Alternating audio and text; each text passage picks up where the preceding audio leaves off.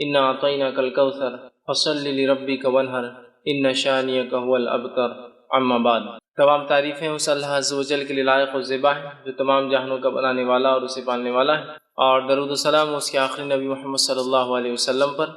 الحمدللہ ہم تمام یہاں اس ہفتے واری درس قرآن کے لیے جمع ہوئے ہیں، اور انشاءاللہ عزیز اس مختصر سے وقت میں آپ تمام کے سامنے جو کہ ایک سلسلہ اور کڑی ہماری چلی آ رہی تھی کہ ہم کچھ 30ویں پارے کی چھوٹی چھوٹی جو صورتیں ہیں جو اکثر نماز میں دہرائی جاتی ہیں، اور اس کے علاوہ ان صورتوں کا بڑا اہم میسیج اور پیغام ہوتا ہے انسانیت کے لیے، ان کچھ صورتوں کو ہر رمضان کے بعد دہراتے ہیں، 3 سے 4 صورتیں ہوتی ہیں۔ اس کڑی میں انشاءاللہ آج ہم جو ہے سورۃ الکوثر کے تعلق سے کچھ باتیں میں آپ کے سامنے رکھنے کی بہرحال کوشش کروں گا۔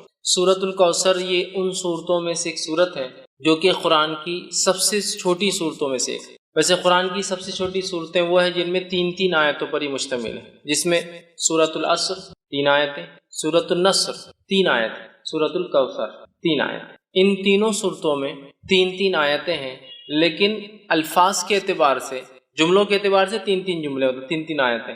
الفاظ کے اعتبار سے سب سے چھوٹی صورت سورۃ الکوثر ہے، کیونکہ بہت کم الفاظ ہیں اس کے اندر، آیتیں 3 ہی ہیں اس کے اندر۔ سورہ عصر میں بھی 3 ہے، سورہ نصر میں بھی 3 ہے، لیکن اس کے اندر الفاظ کے اعتبار سے 3 آیتوں میں سب سے کم الفاظ ہیں۔ تو وہ ایک طرح سے اگر کہا جائے تو قرآن کی سب سے چھوٹی صورت میں آپ کے سامنے آج رکھنے کی کوشش کروں گا کہ اللہ رب العزت میں کیا فرمانا چاہتا ہے، اور اسی بنیاد پر فقہا لکھتے ہیں کہ کم از کم جب ایک انسان نماز پڑھے تو 3 آیتیں پڑھے، کیونکہ اللہ نے سب سے چھوٹی صورت جو ہے وہ 3 آیتوں پر مشتمل کی۔ اسی سے وہ کہتے ہیں کہ 3 آیتیں کم از کم چھوٹی ہو تو پڑھنا چاہیے، ہاں اگر بہت بڑی ہو سے آیت الکرسی ہے تو ایک بھی کفایت کر جاتی ہے، لیکن اگر چھوٹی پڑھنے تو پھر 3 کم از کم پڑھے۔ وہ انہی صورتوں کی بنیاد پر کہ اللہ نے ایک سورے کے لیے کم از کم جو ہے کوانٹٹی یا جو آیتوں کی نمبرنگ طے کی ہے وہ 3 ہے، یاد رکھیے۔ بہرحال ہم قرآن کی سب سے چھوٹی صورتوں میں سے ایک صورت کا جو ہے، چونکہ 3 آیتوں پر مشتمل ہے، اس کی جو ہے تفصیل دیکھنے کی جو ہے کوشش کریں گے، اس لیے کہ اس صورت کے اندر بہت اچھا ایک میسج اور پیغام ہے۔ اس صورت کے تعلق سے جو ہے یہ بات میں علماء نے اختلاف کیا ہے کہ یہ مکی ہے مدنی، کچھ نے کہا نہیں مدینے میں بھی یہ ہو گئی تھی، کچھ نے کہا نہیں یہ مکہ میں ہوئی تھی۔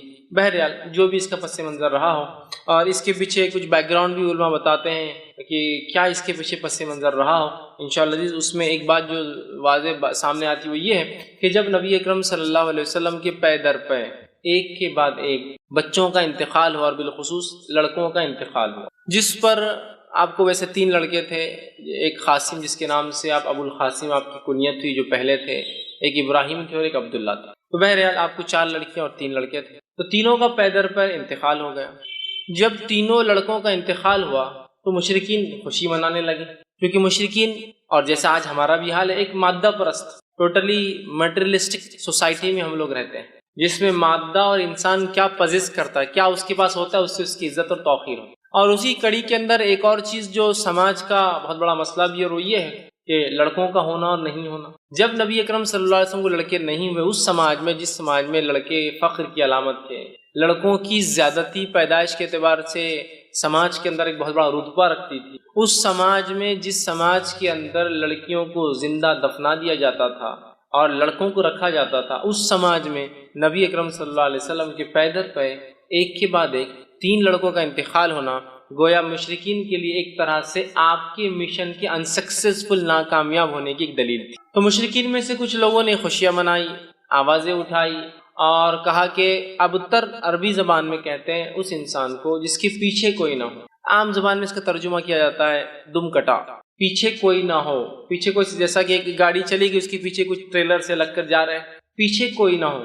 تو ابتر کا ایک معنی یہ بھی تھا کہ اس کے بعد کوئی نسل نہیں ہے جو اس کا نام باقی رکھ سکے، یہ بھی ایک معنی ہے۔ تو انہوں نے خوشیاں منائی۔ یہ خوشیاں کس نے منائی اس کے تعلق سے بہت سارے مختلف اقوال آتے ہیں کہ ابو لہب تھا جس نے منائی، کس نے کہا نہیں ابو جہل تھا جس نے خوشیاں منائی، بہرحال اور بھی نام آتے ہیں مشرکین یا کفار کے جنہوں نے خوشیاں منائی۔ تو مفسرین لکھتے ہیں کہ یہ شاید اس کی وجہ بنی کہ یہ صورت نازل ہوئی، لیکن یقینی طور سے ہم نہیں کہہ پائیں گے کیا، لیکن چونکہ سورے کا جو اینڈنگ اس انداز سے ہو رہی ہے اس سے اندازہ یہی لگایا جا سکتا ہے کہ شاید یہی واقعہ ہوا ہو کہ آپ کے بچوں کا انتقال، اس میں بھی بہرحال اختلاف ہے کہ کس بیٹے کے انتقال پر یہ منایا گیا، لیکن بہرحال لڑکے کے انتقال پر مشرکین نے جو خوشیاں منائی اسی کے رد میں اللہ رب العزت نے اپنے نبی کو صبر، دلاسا، ہمت افزائی کرنے کے لیے یہ سورت کو جو ہے نازل کیا۔ سورت کا ترجمہ دیکھیں میں آپ کے سامنے رکھوں گا، پھر اس کی تفسیر کی طرف ہم جائیں گے۔ انا اعطیناک الکوثر، اے نبی ہم نے بے شک آپ کو خیر کثیر، کوثر، حوض کوثر بہت زیادہ جو ہے اچھائی سے جو ہے نوازا ہے، عطا کیا ہے۔ دوسری آیت میں اللہ نے فرمایا فصل لربک وانحر، تو آپ اپنے رب کی جو ہے بڑائی بیان کیجئے، نماز قائم کیجئے اور قربانی کیجئے، اور نہر خاص طور سے اونٹ کی قربانی کیجئے۔ ان شانیک هو الابتر، بے شک یقیناً تمہارا دشمنی دم کٹا رہے گا، بے اولاد رہے گا، یا اس کا کوئی دنیا میں نام لینے والا باقی نہیں رہے گا۔ یہ اس آیت کا بہرحال ترجمہ ہے۔ اب آئیے کچھ تفسیر کی طرف اس کی ہم بڑھتے ہیں۔ سورۃ الکوثر یہ قرآن کی 108 نمبر کی سورت ہے۔ اس میں 3 آیتیں ہیں۔ اللہ رب العزت فرماتا ہے بسم اللہ الرحمن الرحیم۔ صحیح مسلم کی ایک روایت آتی ہے نبی اکرم صلی اللہ علیہ وسلم پہ یہ سورت نازل ہوئی اور آپ مسجد میں بیٹھے تھے۔ اسی وجہ سے میں نے کہا اختلاف ہے مکی ہے یا مدنی، کیونکہ اس صحیح مسلم کی روایت میں الفاظ ہے آپ مسجد میں بیٹھے ہوئے تھے، اور ہم جانتے ہیں مکہ میں کوئی مسجد نہیں تھی، مسجد جو ہے مدینہ میں بنی، سمجھ رہا؟ تو بہرحال اس وجہ سے علماء کا اختلاف ہے کہ مکی ہے مدنی، بہرحال جو بھی ہے صحیح مسلم کے الفاظ ہیں آپ مسجد میں تشریف فرما تھے، صحابہ گھیر کر بیٹھے تھے، اور یہ معاملہ سب مدینے میں ہی ہوتا تھا، مکے میں اتنی آزادی نہیں تھی۔ بہرحال صحابہ گھیر کر بیٹھے تھے، اور اچانک جو ہے آپ پر غشی، وہ جو آپ کی کیفیت وہی جب نازل ہوتی طاری ہوئی، صحابہ خاموش رہے۔ اس کے بعد آپ نے لوگوں سے کہا کہ مجھ پر ابھی ایک صورت نازل ہوئی ہے، بسم اللہ الرحمن الرحیم، انا اعطیناک الکوثر فصل لربک وانحر ان شانیک هو الابتر، آپ نے پڑھ کر سنا دیا۔ اس بات سے مفسرین لکھتے ہیں، علماء لکھتے ہیں، فقہاء لکھتے ہیں کہ بسم اللہ ہر صورت کا حصہ ہے، لیکن نبی اکرم صلی اللہ علیہ وسلم نے فرمایا مجھ پر ابھی ایک صورت نازل ہوئی، بسم اللہ الرحمن الرحیم انا اعطیناک الکوثر۔ تو اسی سے محدثین لکھتے ہیں کہ صورت جو ہے بسم اللہ جو ہے یہ جو ہے اس کی آیت ہے۔ اس بات کو بہرحال چونکہ ایک بات آ گئی ہے تو وہ بھی آپ کے سامنے رکھ دیتا ہوں۔ بسم اللہ کو کوئی آیت مانے یا نہ مانے، سورے کی شروعات میں، بیچ میں نہیں، جیسا کہ سورہ قصص میں بیچ میں بھی آتی ہے وہ آیت، شروعات کے اعتبار سے کوئی اس کو آیت مانے یا نہ مانے، اس کے ماننے اور نہ ماننے سے انسان کافر نہیں ہوتا ہے۔ دیگر قرآن کی ایک آیت کا بھی انسان انکار کرے تو وہ کافر ہو جاتا ہے، لیکن بسم اللہ میں چونکہ اختلاف ہے کہ یہ آیت مانی جائیں گی یا نہیں مانی جائیں گی، تو لہٰذا اگر اس معاملے میں کوئی بسم اللہ پڑھتا ہے اور کوئی نہیں پڑھتا ہے تو دونوں پہ کسی پہ لعنت ملامت یا اس کو سست یا جو ہے اس طرح سے اس کو غلط یا کافر نہیں کہا جائے۔ ہاں وہ جو قرآن کا حصہ ہے، جیسا کہ سلیمان علیہ السلام نے جو خط لکھا تھا جس کے بارے میں قرآن نے فرمایا انہ من سلیمان انہ بسم اللہ الرحمن الرحیم، اور سلیمان نے جو ہے اس رانی کو جس نے اور جس کے قوم نے سورج کی عبادت کو جو ہے سب کچھ سمجھ لیا تھا، اس کو جب خط لکھا تو لکھا انہ من سلیمان، کہ سلیمان نے جب خط لکھا تو کہا بسم اللہ الرحمن الرحیم، اللہ کے نام سے جو بڑا مہربان نہایت رحم والا۔ اس سے پتہ چلتا ہے کسی بھی خط و کتابت سے پہلے، کسی کو ایڈریس کرنے سے یا خط لکھنے سے پہلے بسم اللہ لکھنا چاہیے بہرحال، اور نبی اکرم صلی اللہ علیہ وسلم بھی لکھا کرتے۔ تو بہرحال تو یہاں رسول اکرم صلی اللہ علیہ وسلم نے کہا کہ مجھ پر ابھی بھی صورت نازل ہوئی بسم اللہ الرحمن الرحیم، ٹھیک ہے، بہرحال وہ کرنا چاہیے۔ اور سورۃ الفاتحہ کے اندر بھی وہ کہتے ہیں پڑھنا چاہیے، اس لیے کہ سورۃ الفاتحہ کا تو یہ ایک حصہ ہے، کیونکہ سورۃ الفاتحہ میں جو ہے 7 آیتیں ہیں، تو ظاہر سی بات ہے بسم اللہ کو چھوڑ دیا جائے تو آیتیں پھر 6 ہی بچتی ہے سورۃ الفاتحہ۔ تو بہرحال ہر سورت سے پہلے اس کو بسم اللہ کو پڑھنا چاہیے۔ تو سورہ صحیح مسلم کی روایت میں آپ نے بسم اللہ الرحمن الرحیم کہا انا اعطیناک الکوثر، مجھ پہ سورت نازل ہوئی بسم اللہ الرحمن الرحیم انا اعطیناک الکوثر، کہ بے شک ہم نے آپ کو خیر کثیر عطا کیا۔ اسی آیت حدیث سے لوگ کہتے ہیں کہ یہ مدنی ہے، کچھ نے کہا نہیں مکی ہے، یہ آپ کے بچوں کے انتقال پر، کس کے انتقال پر وہ تو وضاحت نہیں، لیکن لوگوں نے مشرکین نے جو خوشیاں منائی تھی اللہ نے اس کے جواب میں بہرحال جوابی کارروائی میں یہ جو آیت نازل کی تھی۔ آئیے اس کا ترجمہ ہم نے دیکھا، اب کچھ تفسیر کی طرف جاتے ہیں۔ انا اعطیناک الکوثر، کہ بے شک ہم نے نبی صلی اللہ علیہ وسلم آپ کو خیر کثیر عطا کیا، بہت خیر ہم نے آپ کو عطا کیا۔ اب دیکھیے نبی اکرم صلی اللہ علیہ وسلم کی تھوڑی سچویشن، تھوڑا سیناریو، تھوڑی ذہنی کیفیت کی طرف ہم جاتے ہیں۔ اب ذہنی کیفیت بولے تو آپ ہمیشہ یہ مت سمجھیے جو انسان پاگل ہوتا ہے اس کے لیے لفظ استعمال ہوتا ہے۔ ذہنی کیفیت سے مراد ذہنی حالات، آپ جس کشمکش سے گزر رہے ہیں، جن تکلیفوں اور مصیبتوں کا آپ کو دین اسلام کی دعوت کی وجہ سے سامنا کرنا پڑ رہا ہے، ان مصیبتوں پر اور ان مشرکین کی ان مصیبتوں کے آنے پر آپ کو طعنہ اور تشنیع دینا، جیسے کہ آپ کی 2 بیٹیوں کے نکاح جو ہو چکے تھے ابو لہب کے بیٹوں سے، جیسے ہی آپ نے ابھی ودائیگی نہیں ہوئی تھی، نکاح ہوا، جیسی دعوت اسلام کی بات کی طلاق دلوا دی۔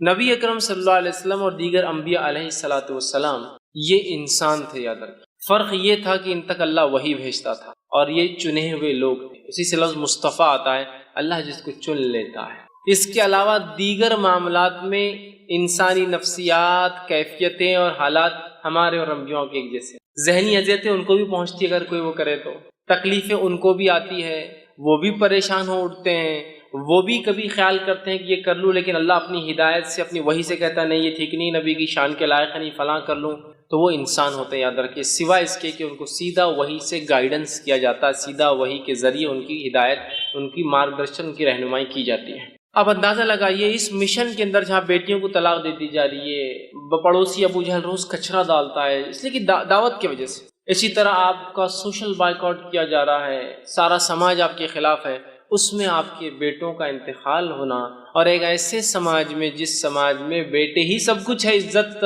اور بڑائی اور پتہ نہیں کیا کیا تھے، لڑکوں کا ہونا بہت اربوں کے نزدیک، بہت اربوں کے نزدیک کیا، آج میں کہوں گا ساری دنیا کا معاملہ وہی، لڑکوں کا ہونا اور لڑکیوں کا ہونا، اس سے آپ فرق پتا سکتے ہیں۔ ایک شخص کا چہرہ اگر آپ کو کالا دکھ جائے، بہت ہی پریشان حال دکھ جائے، تو ایک اندازہ ہو جاتا ہے، اور ہسپتال سے نکل رہا ہے شاید لڑکی پیدا ہوئی سے۔ ایک شخص خوش اور خرم نظر آ رہا ہے اور بہت وہ خوش ہو رہا ہے اور کوئی بانٹ رہا ہے، تو آپ کا اندازہ ہو جاتا ہے اس کو لڑکا پیدا، بیٹا پیدا ہوا ہوں گا، تبھی اتنی خوشیاں منائی جا رہی ہیں۔ تو ہر سماج کا آج ہم دیکھتے یہی حال ہے، ٹھیک۔ تو بہرحال اس سماج میں جہاں بیٹے سب کچھ اور بیٹیوں کو دفنا دیا جاتا ہے، اتنی بری چیز ہے بیٹے، داماد ہے کہنا بولے تو ایک شرم کی علامت تھی۔ اس سماج، اس سوسائٹی میں اندازہ لگائیے نبی اکرم صلی اللہ علیہ وسلم بیٹے پیدا اور انتقال ہوتے جاتے ہیں، بیٹیوں کا طلاق دیا جانا، آپ کے بچوں کا بالخصوص لڑکوں کا پے در پہ انتقال ہونا، پڑوسیوں کا روز کچرا ڈالا جانا، لوگوں کا آپ کو برا بھلا کہنا، آپ کو سوشل بائیکاٹ میں 3 سال تک پوروں کو الگ کر دیا جانا، یہ معمولی چیزیں نہیں، یاد رکھیے۔ اس لیے اللہ رب العزت نے اپنے نبی کے تسکین کے لیے، تسلی کے لیے،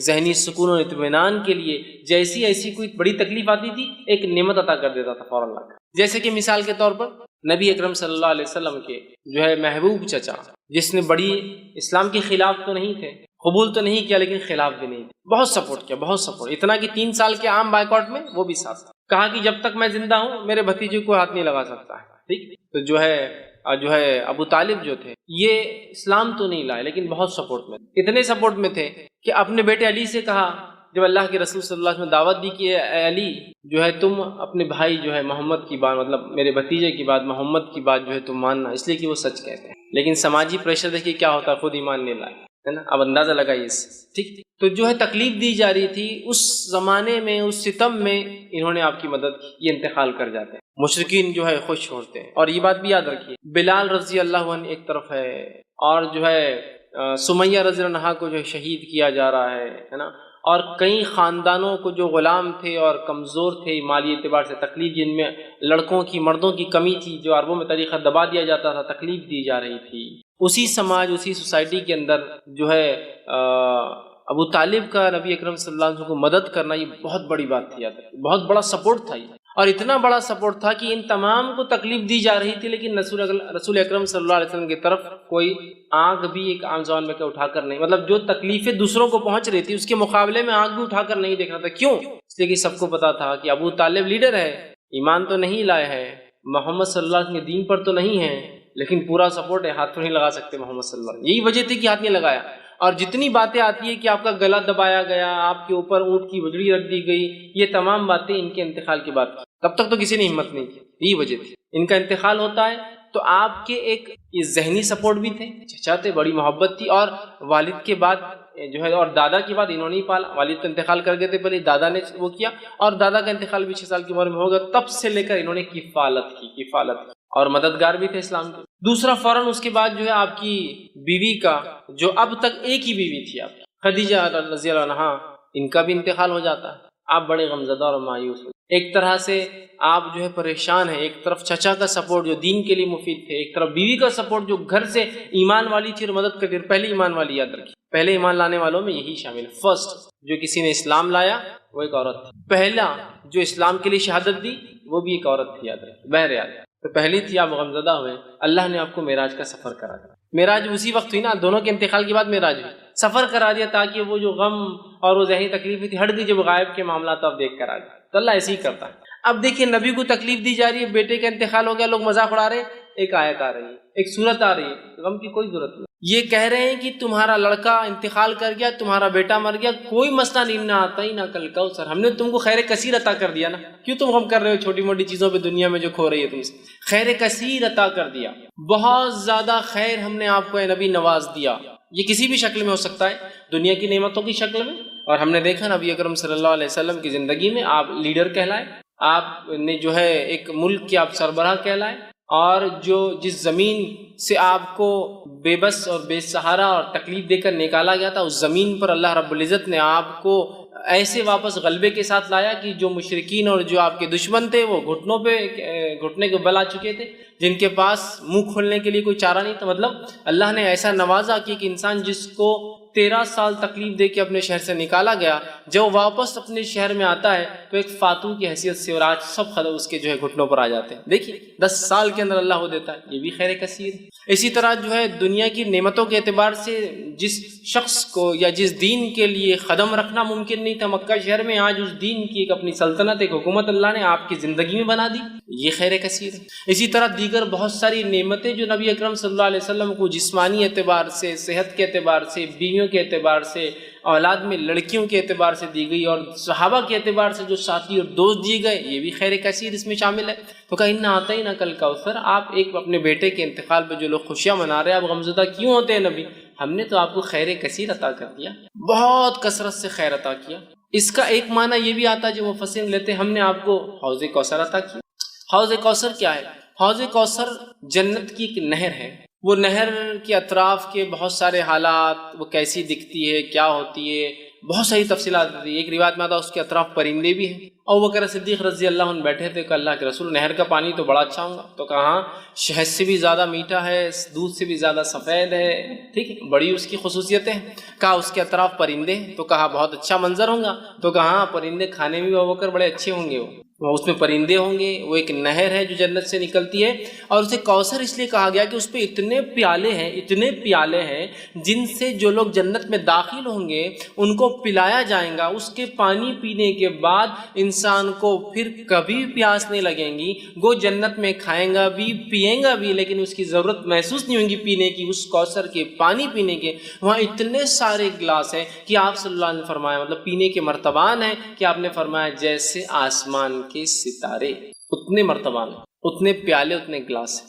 جس میں آپ خود پلائیں گے۔ اور وہاں آپ فرماتے میرا ممبر لگایا جائیں گا، اور وہاں میں کھڑا ہوں گا، اور پھر لوگ آتے جائیں گے، میں انہیں اب پانی دیتا جاؤں گا، جو اس کا پانی ایک بار پی لیں گا وہ کبھی پھر زندگی میں پیاس محسوس نہیں کریں گے۔ جنت میں لوگ پئیں گے لیکن ضرورت نہیں رہیں گی، محسوس نہیں ہوں گی لیکن پئیں گے، یہ ایک الگ چیز ہے۔ مطلب آپ کو کوئی چیز کی ضرورت نہیں لیکن پھر بھی آپ رکھتے ہیں اس کو، ایک الگ چیز ہے۔ تو یہ کوثر ہے۔ تو کہا ہم نے آپ کو حوض کوثر عطا کیا، جس کا پانی پی کر لوگ پیاس محسوس نہیں کریں گے، جس پہ اس کثرت سے لوگ پانی پئیں گے، جس کی وجہ سے کوثر اسے، اس کثرت سے پیالے ہیں، اور ہر ایک انسان کو ایک پیالہ۔ اور آسمان کے ستارے کتنے ہیں؟ میں سمجھتا ہوں یہ ممکن نہیں ہے ہمارے لیے، ٹریلینس آف سٹار صرف ایک ایک چھوٹی چھوٹی گیلیکسیز میں ہوتا ہے، ٹریلینس، تو اتنے اس کے پیالے، اسی وجہ سے کوثر کہا گیا۔ تو ہم نے آپ کو حوض کوثر عطا کیا۔ حوض کوثر کا جو واقعہ صحیح مسلم میں آتا ہے، آپ نے فرماتے میرا ممبر لایا جائے گا، میں کھڑا ہوں گا، لوگ آ رہے ہوں گے، میں پانی پلا رہا ہوں گا، اور کچھ لوگ آ رہے ہوں گے تو انہیں دھکے دے کر پیچھے کیا جائے گا، میں کہوں گا فرشتوں یہ میری امت کے لوگ ہیں، انہیں آنے دو میرے پاس، انہیں آنے دو۔ فرشتے کہیں گے اللہ کے رسول صلی اللہ علیہ وسلم آپ کو نہیں پتہ آپ کے جانے کے بعد انہوں نے کیا کیا؟ آپ سب کہیں گے کیا کیا؟ وہ کہیں گے انہوں نے آپ کے جانے کے بعد آپ کے دین میں بدعتیں ایجاد کی۔ بدعت مطلب نئے نئے کام کیے، نئے نئے اعمال کیے جو آپ نے نہیں بتائے تھے۔ آپ سب کہیں گے سحقاً، دور لے جاؤ، میں نظر دور لے جاؤ، اس لیے کہ میرے جانے کے بعد یہ کیا دین کے ساتھ انہوں نے۔ تو بدعتی لوگ اس حوض کوثر پہ سے پانی نہیں پی پائیں۔ اس سے ایک مسئلہ یہ بھی نکلتا ہے نبی اکرم صلی اللہ علیہ وسلم کو امت کے اعمال کا پتہ نہیں ہے، اسی لیے آپ کو کہا جائے گا آپ کو پتہ نہیں کیا کیا گیا۔ لیکن یہاں لوگ ایک چیز لاتے نہیں، نبی اکرم صلی اللہ علیہ وسلم کو یہ تو پتہ ہوگا کہ میری امتی ہے نا، تو یاد رکھیے یہ تو آپ کو بتایا جائے گا، اور ہر امت پہچانی جائیں گی۔ کچھ روایتوں میں آتا ہر کسی کے پیچھے جھنڈے ہوں گے، فلیگز ہوں گے جس سے پہچانے جائیں گے کون ہے۔ یہ تو کوئی ممکن ناممکن بات نہیں کہ اللہ کے رسول پہچان لیں گے، تمام انبیاء پہچان لیں گے اپنی امت کو، ہر امت ایک جھنڈے تلے ہوں گی، فلیگز ہوں گے ان کے، وہ کیسے واللہ عالم، پہچانے جائیں گے۔ سمجھ رہا ہے؟ یہ تو آپ کو بتایا جائے گا لیکن آپ کو پتہ نہیں ہوگا امت نے کیا کیا، اس لیے کہ آپ عالم الغیب نہیں تھے۔ تو یہاں پتہ چلا اس خیر کثیر کو اگر حاصل کرنا ہے ایک امتی کو، تو اسے چاہیے کہ نبی اکرم صلی اللہ علیہ وسلم کے دین میں بدعت ایجاد نہ کرے، ورنہ حوض کوثر پہ سے اس کو پیچھے کر دیا جائے گا، عام الفاظ میں کہوں تو ہکال دیا جائے گا اور اسے پانی نصیب نہیں ہوگا۔ تو جو جام کوثر پینا چاہتا ہے اپنے نبی کے ہاتھ سے، تو اسے چاہیے کہ اپنے نبی کے طریقے پہ ساری زندگی گزار دے اور اس میں کوئی چیز نہ کمی کرے نہ کسی چیز کا اضافہ کرے، ورنہ اس حوض کوثر پہ سے اسے نکال دیا جائے۔ تو کہا اِنَّا أَعْطَيْنَا کل کوثر، اے نبی ہم نے آپ کو خیر کثیر حوض کوثر عطا کیا۔ اور دونوں باتیں درست ہیں، اس لیے کہ حوض کوثر خود ایک خیر کثیر کا حصہ بھی ہو سکتی ہے، بہت زیادہ خیر کا حصہ۔ دنیا میں مختلف چیزوں کے اعتبار سے خیر ہم نے آپ کو عطا فرمایا، اور آخرت میں دیکھیے صحابہ خود ایک جو ہے نبی اکرم صلی اللہ علیہ وسلم کو ایک خیر کثیر جو عطا کیا تھا، اس کی ایک علامت ہو سکتے ہیں کہ عیسیٰ علیہ السلام کے حوارین کی تعداد 11 یا 12 آتی ہے۔ آپ سے خود فرماتے ہیں کچھ انبیاء ایسے ہیں روز قیامت جو اکیلے آ جائیں گے، ایک بھی فالوور، ایک بھی ماننے والا نہیں، کچھ کے پیچھے 2 ہوں گے، 1 ہوں گے، کچھ کے پیچھے 2 ہوں گے، کچھ کے پاس 80 ہوں گے، بس اتنے ہی ہوں گے۔ اور میں دیکھوں گا بنی اسرائیل بہت تعداد ہے موسیٰ علیہ السلام کی امت، اور میں امید کرتا ہوں کہ میری قوم اس سے زیادہ ہوں۔ اور پھر آگے آپ نے فرمایا کہ تم جو ہے اولادیں پیدا کرو، اس لیے کہ میں اس روز جو ہے تمہاری تعداد پر فخر کروں گا۔ سمجھ رہے ہیں بات؟ تو آپ دیکھیے، تو یہاں انبیاء کی حالات دیکھیے کہ ایک بھی نہیں ہے، 1 ہے، 2 ہے، 30 40 50 100 80 ہے نا۔ بنی اسرائیل سیکنڈ ٹو امت محمدیہ ہونے والی، نیکسٹ ہوں گی، اس لیے آپ نے کہا امید ہے میری امت جو ہے سب سے زیادہ ہوں گی، بنی اسرائیل کو بھی پیچھے چھوڑ دیں گے میرے امت، اتنے تعداد کے اعتبار سے زیادہ ہوں۔ تو دیکھیے صحابہ کی تعداد دیکھیے، کچھ انبیاء کو تو ایک بھی نہیں ملا ہے صحابی۔ اللہ کے رسول صلی اللہ علیہ وسلم کو ایسے صحابہ ساتھی کو کہتے ہیں، یاد رکھیے اصحاب جو ہے ساتھی کو کہتے ہیں عربی زبان میں، ٹھیک؟ تلامید اسٹوڈنٹ نہیں تھے، یہ ساتھی، اور ساتھی جنرلی کیلیبر کا ہوتا ہے بہت، اسی لیے اس کو اصحاب کہا جاتا ہے۔ ٹیچر اور اسٹوڈنٹ کو کبھی بھی ساتھی نہیں کہیں گے آپ، 2 اسٹوڈنٹس کو ساتھی کہا جاتا ہے۔ یہاں دیکھیے اصحاب کہا گیا اس لیے کہ اللہ نے ان کو تیار کیا گیا ہے، اللہ نے تیار کیا تھا، اور اللہ نے خود قرآن میں بیان کیا کہ صحابہ کی مثال توریت اور انجیل میں بھی اللہ نے دی تھی۔ تو گویا صحابہ بھی چوزن پیپل تھے، سلیکٹڈ پیپل تھے، چنے ہوئے لوگ تھے۔ بہرحال تو یہ بھی خیر کثیر تھے۔ تو بہت ساری باتیں، لیکن خیر کثیر سے مراد کچھ بھی خیر جو اللہ نے دیا، اور حوض کوثر بھی ہو سکتا ہے، چونکہ حوض اور کوثر بھی خیر کثیر کی ایک ایگزامپل یا مثال، یہ یاد رکھیں۔ چلیے ہم آگے بڑھتے ہیں۔ اللہ نے فرمایا اِنَّا أَعْطَيْنَاكَ الْكَوْثَرَ، اے نبی ہم نے آپ کو خیر کثیر عطا کیا، کوثر عطا کیا، حوض کوثر عطا کیا۔ فَصَلِّ لِرَبِّكَ وَانْحَرْ، تو آپ کیا کیجئے؟ نماز قائم کیجئے۔ آپ کیا کیجئے؟ تو جو رب کے لیے جو ہے نماز پڑھیے، بڑائی بیان کیجئے، نماز قائم کیجئے۔ وَانْحَرْ، اور کیا کیجئے اس کے ساتھ؟ قربانی کیجئے۔ نہر کہتے ہیں اونٹ کی قربانی۔ تو آپ جو ہے نماز قائم کریں اور قربانی اے نبی جو ہے اللہ کے لیے دیتے رہے۔ گویا اس سے ایک بات پتہ چل رہی، وہ یہ ہے کہ ایک آیت میں تو کہا ہم نے آپ کو خیر کثیر عطا کیا، خیر کثیر عطا کرنے کے بعد دوسری آیت کیا بول رہی ہے کہ آپ نماز پڑھیے اور قربانی دیجیے۔ اس سے ایک بات پتہ چلتی ہے کہ نماز قائم کرنا اور قربانی دینا یہ ایک طرح سے شکرانہ ہوتا ہے جو اللہ مختلف نعمتیں ہمیں عطا کرتا ہے۔ اس لیے کہ دیکھیے یہاں بالکل واضح طور سے کہا گیا کہ آپ نماز قائم کیجیے اور کیا کیجیے اس کے ساتھ جو ہے قربانی دیجیے۔ مطلب نماز قائم، پہلے تو کہا خیر کثیر دیا، فوراً کہا نماز قائم کیجیے اور قربانی، مطلب گویا نماز اور قربانی ایک طرح سے شکرانہ ہوتا ہے کسی عمل کے بدلے یا کسی چیز کے بدلے جو اللہ ہمیں جو ہے عطا کرتا ہے۔ یاد رکھیں تو اللہ جو چیز عطا کرتا ہے یہ ایک طرح سے اس کا بدلہ ہو سکتا ہے۔ تو یہ بات کو ہم بھی ذہن میں رکھیں، اللہ نے کسی بھی قسم کا ہمیں خیر دیا تو نماز ایک بڑی بہترین چیز ہے، اس خیر کے لیے شکرانہ ادا کر کہ اللہ تیرا شکر ہے کہ تو نے یہ فلاں فلاں چیز ہمیں عطا کی، ٹھیک ہے۔ اور قربانی دینا یہ بھی بڑی اہم چیز ہے، قربانی دینے سے اللہ خوش ہوتا ہے، جیسے کہ آپ صلی اللہ علیہ وسلم نے فرمایا 10 ذی الحجہ کو، جس کو عام زبان میں بقرعید کہتے ہیں، 10 ذی الحجہ کو جانور ذبح کرنے، نہر خون بہانے سے زیادہ کوئی عمل اللہ کو پسند ہے، بہت محبوب عمل ہے قربانی ہے کہ اللہ ہم جانور کی قربانی دے کے اعلان کرتے ہیں کہ وقت آنے پر ہر چیز تیری راہ میں ہم قربان کر دیں گے، اعلان ہوتا ہے، سمجھ رہا۔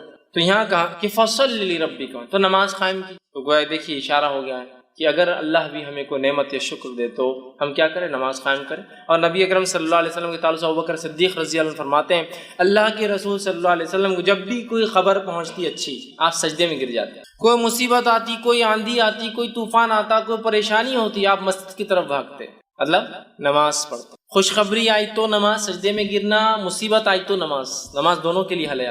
اور اللہ نے اس بات کو سورہ بقرہ میں فرمایا، بیان بھی کیا، وَاسْتَعِينُوا بِالصَّبْرِ وَالصَّلَاةِ، مانگو اللہ سے صبر اور نماز کے ذریعے مانگنا ہے ہم کو، یاد رکھیں۔ تو یہاں شکرانہ بھی ہے نماز، حاجت کے لیے دعائی ہے نماز، دعا کی ایک قسم ہے نماز، اللہ کا ایک فریضہ فرض کردہ ایک حکم بھی ہے نماز، بہت ساری چیزیں نماز ہے۔ نماز کے اتنے فوائد ہیں کہ ہم گنتے جائیں تو ممکن نہیں یاد رکھیں کہ ہم ایک جگہ جمع کر پائیں، اتنے فوائد ہیں۔ تو بہرحال یہاں کا فصلی لربک وانحر کہ آپ جو ہے نبی نماز قائم کیجیے اور قربانی دیجیے اپنے رب کے لیے، ٹھیک ہے۔ تو یہاں قربانی کا حکم دیا گیا، نماز کا حکم دیا۔ ہم بھی جب بھی اللہ تعالیٰ کو نعمت عطا کرے تو ہم بھی قربانی دیں، نماز پڑھیں اور قربانی دیں۔ تو کہا فصلی، تو نماز قائم کرے، وانحر اور قربانی دیں۔ اس سے ایک بات اور پتہ چلتی ہے کہ نماز اور قربانی دو ایسے اعمال ہیں جو خالص اللہ کے لیے ہونا چاہیے، اس لیے کہ نبی کو کہا جا رہا ہے اے نبی نماز پڑھیے اور قربانی دیجیے، یہ دونوں اعمال خالص اللہ کے لیے ہونا چاہیے، یاد رکھیے۔ تو کہا نماز قائم کیجیے، قربانی۔ ان شانئک هو الابتر، بے شک تیرا دشمن ہی بے نام و نشان رہنے والا ہے۔ اب آیا معاملہ اس آیت کی طرف جس کی وجہ سے علماء کہتے ہیں کہ یہ آیت اس وجہ سے نازل ہوئی۔ واقعہ ہے کہ آپ کے بیٹوں کا پے در پہ ایک کے بعد ایک انتقال کر جانا، اللہ تعالیٰ کی اس میں کیا حکمت رہیں گی واللہ اعلم، اللہ بہتر جانتا ہے کیا حکمت رہی ہے۔ لیکن علماء جو حکمتیں دیتے ہیں ان میں سے ایک حکمت یہ ہے جو ہو سکتی ہے کہ اللہ نے آپ کو لڑکی عطا نہیں کیے، وہ یہ ہے کہ آج دیکھیے جو نبی کے خاندان سے سیدھے نہیں ہیں ان کو کتنا زام ہے اپنے اس خاندان سے ہونے کا۔ سیدھے ہو جاتے تو پتہ نہیں کیا کرتے تھے، سمجھے نا۔ بیٹیوں سے برانچز چل رہی ہے، چچیرے بھائیوں سے برانچز چل رہی ہے، تو کتنا زام ہے۔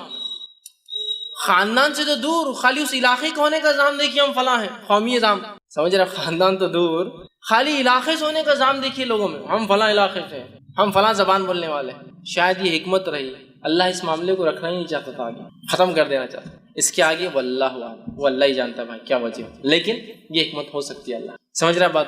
تو اللہ نے آپ کے لڑکوں کو حیات نہیں رکھا۔ مشرکین جب آپ کے لڑکے کا انتقال ہوا تو مشرکین نے خوشیاں منائی اور کہا اب تو محمد کا نام لینا کوئی نہیں ہے، اس کا مشن آگے چلنے والا نہیں، اس کی تحریک یہیں ختم ہو جائیں گی۔ اور ظاہر سے کوئی بھی تحریک کے لیے کیا لگتا ہے آپ کو معلوم، تحریک لڑکیوں سے نہیں لڑکوں سے چلتی، سمجھا، تحریک چلانا ہے۔ زکریا علیہ السلام اللہ سے دعا کر رہے ہیں، تو زکریا علیہ السلام کی دعا ہے اللہ مجھے کہ لڑکا عطا کر، اس لیے کہ لڑکی نبی نہیں ہو سکتی۔ اور بنی اسرائیل میں ایک طریقہ تھا، اللہ کیا کرتا تھا، ایک خاندان میں پھر اسی خاندان میں لڑکے دیتا تھا جو نہ انبیاء بنتے تھے۔ زکریا علیہ السلام جانتے تھے کہ اب اس قوم کو ایک نبی کی ضرورت ہے اور نبی لڑکا ہو سکتا ہے، لڑکے کی دعا کی آپ نے، کیوں؟ اس لیے کہ انہیں ایک جو ہے وارث چاہیے تھا، ایک نبوت کو آگے لے کے چلنے۔ بنی اسرائیل میں ایک زمانہ آیا کہ تقریباً بنی اسرائیل کے مرد قتل کر دیے گئے تھے، ایک عورت حاملہ باقی۔ سارے لوگوں نے مل کر دعا کی اللہ اس سے لڑکا پیدا اور وہ نبی ہو، اس لیے کہ اب نسل نہیں، اور اللہ اس نسل میں اولاد دیتا تھا۔ روایت میں آتا ہے کہ اللہ نے اس عورت جب اولاد پیدا ہوئی لڑکا تھا اور اس لڑکے کا نام رکھا گیا شمون، اور وہ شمون علیہ السلام بعد میں چل کے وہ نبی بنے، جو کہ جو ہے طالوت والے واقعے کے اندر آتا ہے کہ طالوت کو ایک ان کے نبی نے جب چنا تو لوگوں نے کہا طالوت کو ہم پر کیوں بادشاہ بناتے ہو، تو نبی نے کہا وقت کی کہ اللہ نے اس کو سمجھداری اور جسمانی طاقت دی۔ وہ واقعے کے اندر شمون علیہ السلام جب پیدا ہوئے تو وہ آخری لڑکے تھے جو بچے تھے اس پر، تو لڑکوں سے چلتی ہے، سمجھ رہے بات۔ تو اب مشن اینڈ ہو رہا ہے ایک طرح سے، ظاہری طور سے تو مشن اینڈ دکھ رہا ہے، لڑکے ختم مشن ختم۔ تو کہا ان نشانیہ کو الابتر، اللہ جواب دے رہا نبی آپ کو کوئی پریشان ہونے کی، دل جو ہے اپنے آپ کو جو ہے مایوس کرنے کی کوئی ضرورت نہیں ہے، آپ کا دشمن ہی بے نام و نشان ہے۔ گویا اس کا دوسرا معنی ہے آپ کا نام و نشان رہنے والا ہے، آپ کا دشمن جو آپ کا مذاق اڑاتا ہے اس کی چاہے ہزاروں اولادیں ہو جائے یہ بے نام و نشان ہو۔ آج جتنے مشرکین کو ہم یاد کرتے ہیں سوائے سیرت کے اس کے علاوہ کبھی یاد کرتے ہیں جو مشرکین کے نام آج تھوڑے بہت باقی ہے بڑے بڑے سرداروں کے، اس کے علاوہ جو جنگ بدر میں عہد میں مر کھپ گئے، کون پہچانتا ہے ان مشرکین کو آج؟ کبھی آپ نے سنا مکہ گیا تو یہ کنواں تھا، اس میں 10 مشرکین ڈالے گئے، پہلا یہ تھا، دوسرا یہ تھا، تیسرا یہ تھا، کس کو پرواہ ان کی، مر کھپ گئے، نسلیں چلی ہوں گی لیکن کوئی ان کو نہیں پہچانتا ہے۔ خود ان کی نسلوں نے ایمان لانے کے بعد ان کا نام لینا پسند نہیں کیا کہ ہمارے جد اعلیٰ تھے یہ، ہمارے باپ دادا تھے یہ، ہے نا۔ جب ابو جہل کے گھر والے ایمان لائے تو کچھ صحابہ بعد میں آنے والے لوگ ان کو کہتے تھے کہ ارے تو ابو جہل کی اولاد، تو وہ گئے اللہ کے رسول کے پاس، کہا اللہ کے رسول یہ بار بار ہم کو تانا دیتے ہیں لوگ ابو جہل، تو آپ نے کہا کہ اپنے مردوں کو برا نہ کہو، اس لیے کہ ان کو برا کہنے سے ہمارے زندوں کو تکلیف ہوتی ہے۔ تو یہ ایک مشرک مردے کے بارے میں بات، لہٰذا سے ایک پتہ چلتا ہے کہ ہم مومن مردے کے بارے میں بری بات نہیں کرنا چاہیے۔ مشرک تھا نا، تو کہا اپنے مردوں کے بارے میں ابو جہل کو برا مت بولو، اس لیے کہ اس سے کیا ہوتا ہے اس کے گھر والوں کو۔ ایک روایت میں آتا ہے کہ عبداللہ آئے ایک مرتبہ، جو کہ عبداللہ بن عبداللہ ان کا نام تھا بن ابے، جو کہ منافقین کا سردار تھا، عبداللہ بن ابے، ان کے بیٹے کا نام بھی عبداللہ تھا۔ تو عبداللہ بن عبداللہ اور کہ اللہ کے رسول صلی اللہ علیہ وسلم لوگ میرے باپ کے بارے میں تانا مارتے ہیں کہ رئیس المنافق تھا، منافق ہوئے تھا، کہ تو نام تو اللہ نے نبی کو بتایا تھا لیکن صفتیں اللہ نے قرآن میں اتنی کھول کھول کے بیان کی مشرکین کی اور اللہ کے رسول نے منافقین کی کہ پتہ چلنا بہت آسان تھا، صحابہ کو معلوم تھا۔ تو آگے کہا میرے باپ کو برا کہتا، آپ نے کہا اپنے مردوں کو برا مت کہو، وہ اپنے انجام کو پہنچ چکے ہیں، تم مردوں کو برا کہنے سے زندوں کو تکلیف۔ تو آج ان کے خاندان والے خود جو ہے نام نہیں لیتے، بے نام ہو گئے، وہ اولاد کے بعد، لڑکوں کے بعد، ہزاروں لڑکوں اور نسلوں کے بعد بے نام۔ کہا تیرا دشمن بے نام رہے گا۔ تو جتنے دشمنوں کا نام لے بھی لیتے نا ابو لہب کا، صرف اس لیے لیتے کہ سیرت میں آتا ہے، اس کے علاوہ کبھی تذکرے سنے ابو لہب کی مجلس، ابو جہل کی کوئی مجلس سج رہی کہ اس نے کیا کیا کچھ کوئی نام نہیں، ہم ہی کبھی تو بھی لے لیتے، ارے تورے بولتے ہوئے نکل جاتے آگے، کوئی ویلیو نہیں، کوئی نہیں۔ اور نبی اکرم صلی اللہ علیہ وسلم جہاں وہ یہ سمجھ رہے تھے اس کے لڑکا نہ ہونے سے اس کا خاندان ختم، نسل ختم، اور آپ کی عمر بھی تو ہو چلی تھی نا، تو ان کو وہ تھا کہ اب عمر بھی تو ہو جا رہی ہے شخص کی، اس کو اب اولاد نہیں تھوڑی ہوتی بعد میں، اور وہ خوش ہو رہے تھے۔ اللہ نے کہا تیرا دشمن یا نبی بے نام و نشان، دم کٹا، بغیر نسل کی، بغیر اولادیں ہوں گی ہو سکتا، لیکن وہ جو تمہیں کہتے ہیں نا تمہارا نام کوئی نہیں لے گا۔ آج ہم دیکھتے ہیں نبی اکرم صلی اللہ علیہ وسلم کا نام ان کے بچوں کے نام سے تو نہیں، مطلب لڑکوں کے نام سے تو نہیں رہا، لیکن آج دنیا میں سب سے زیادہ نام جو رکھا جاتا ہے اور وہ کیا تھا، وہ کیا ہے معلوم آپ کو؟ محمد، سب سے زیادہ، سب سے زیادہ۔ ویسے دنیاوی اعتبار سے آتا ہے کہ چین جو نام ہوتا ہے نا، چین، چائنیز نیم ہے چین، وہ سر نیم سب سے زیادہ ہوتا ہے، لیکن محمد اس سے بھی زیادہ ہے۔ کیوں؟ اس لیے کہ محمد کے بہت سے ویریئنٹس ہیں، MOHAMMED، MUHAMMED، MOHAMMED، سمجھ رہے آپ؟ MUHMED، یہ سب ہیں، تو ان کو الگ الگ کیا جاتا ہے، جب 15 آتے ہیں، مطلب چین کے بعد 15 اور نام صرف محمد ہی چلتے ہیں پورے، الگ الگ ناموں سے جو محمد کی سپیلنگز ہوتی ہے، اس ناموں کو اگر لے لیا جائے تو 15 اس کے الگ الگ کیٹیگرائزیشن ہوتے ہیں۔ تو اگر ان سب کو ملا جائے، چونکہ سب کا مقصد محمد ہی ہے، تو دنیا میں سب سے اول نام جو رکھا جاتا ہے وہ کیا ہے؟ محمد۔ کچھ نہ بھی ہو تو کم از کم اپنے بچوں کے نام میں والدین پہلے محمد اور پھر فلاں رکھتے ہیں۔ دیکھیے اللہ کے رسول صلی اللہ علیہ وسلم کوئی لڑکا تو زندہ نہ رہا، لیکن ہر لڑکے کا نام مسلمان محمد رکھتے ہیں، آگے کم از کم چلو نام کچھ ہے تو محمد فلاں ہے نا۔ دیکھیے وہ سمجھ رہے تھے کہ اس کا نام کوئی لینے والا نہیں، آج سب سے زیادہ نام جو ہے محمد دنیا میں رکھا جاتا ہے۔ وہ سمجھ رہے تھے کہ اولاد کے خاتمے سے نسل ختم ہو جائیں گے، مشن ختم ہو جائیں گا، اللہ نے ہزاروں ہزاروں لاکھوں صحابہ کھڑے کر دی جنہوں نے مشن کو لے کے چلے، آپ کا نام لے کے چلے۔ ساری دنیا کے اندر درس و تدریس شروع ہے، یہاں ایک درس ابھی ختم ہو رہا ہے تو وہاں کہیں چالو ہو رہا ہے، وہاں ختم ہو رہا ہے تو وہاں چالو ہو رہا ہے، وہاں ختم ہو رہا ہے تو وہاں چالو ہو رہا ہے، کہیں ختم ہوا تو ہم نے چالو کیا، یہاں سے وہ ہو رہا ہے۔ ساری دنیا میں سیرت بیان کی جا رہی ہے، قرآن کی تفسیر ہو رہی ہے، اللہ کے رسول صلی اللہ علیہ وسلم کا نام اس میں پھر آ رہا ہے، دشمن کا نام تو غائب ہے۔ اسی طرح کوئی درس و تدریس نہ بھی ہو تو اذانوں کا سلسلہ ساری دنیا میں کنٹینیوس چل رہا ہے، چین میں چل رہا ہے۔ سب سے پہلے صبح جاپان میں ہوتی ہے، جاپان میں فجر کی اذانیں شروع ہوگی صبح سے پہلے، جاپان سے معاملہ ہوا ملیشیا، انڈونیشیا، معاملہ چل رہا ہے برما، ویتنام، کمبوڈیا، بنگلہ دیش، ہندوستان، پاکستان، افغانستان، ایران، عراق، سیریا، پھر اس کے بعد آپ چلتے جائیے پورے یورپین کنٹریز، اس کے بعد UK، US۔ ابھی US میں ختم ہوا فجر کا معاملہ تو ادھر عشاء کا معاملہ پھر جاپان میں چالو ہوگا، معاملہ دن پلٹ گیا، پھر ہی چالو ہو گئی۔ تو ایک گھڑی ایسی نہیں ہے جب محمد صلی اللہ علیہ وسلم کا نام لیا نہیں جا رہا ہے، اذانوں میں لیا جا رہا ہے، درس و تدریس میں لیا جا رہا ہے، کتابوں کی شکل میں پڑھ کے لوگ نام لے رہے ہیں، لوگوں کو ابھارا جا رہا ہے، مثالیں دی جا رہی ہے، مسلم لے رہا ہے، غیر مسلم لے رہا ہے، اچھائی سے لے رہا ہے، برائی سے لے رہا ہے، نام لیکن چل رہا ہے۔ دشمن کو تو کوئی پوچھنے والا اور پہچاننے والا بھی نہیں سوائے ہم کے، ہمارے کہ کبھی کبھار سیرت میں ہم بول دیتے ہیں فلاں کٹر منافق تھا، کٹر مشرک تھا، تو گویا انہوں نے سمجھا اولاد کا لڑکوں کو ہونا نسلوں کو باقی رکھنے کی بجائے اللہ نے بغیر لڑکے کی بھی نبی کا نام قیامت تک باقی، ان نشانیہ کا ولبتر، تیرا دشمن بے نام و نشان ہے، اور ہو گیا دشمن بے نام و نشان۔ نبی کا نام لینے والے تو کروڑوں کروڑوں لوگ ہیں، بلینز میں لوگ ہیں جو نام کچھ نہیں تو اپنے بچوں کی نام کی شکل میں نام لے رہے ہیں، درس و تدریس ہے اور اذانیں دی جا رہی جس میں وہ نام آ رہا ہے، تو یہ بے نام۔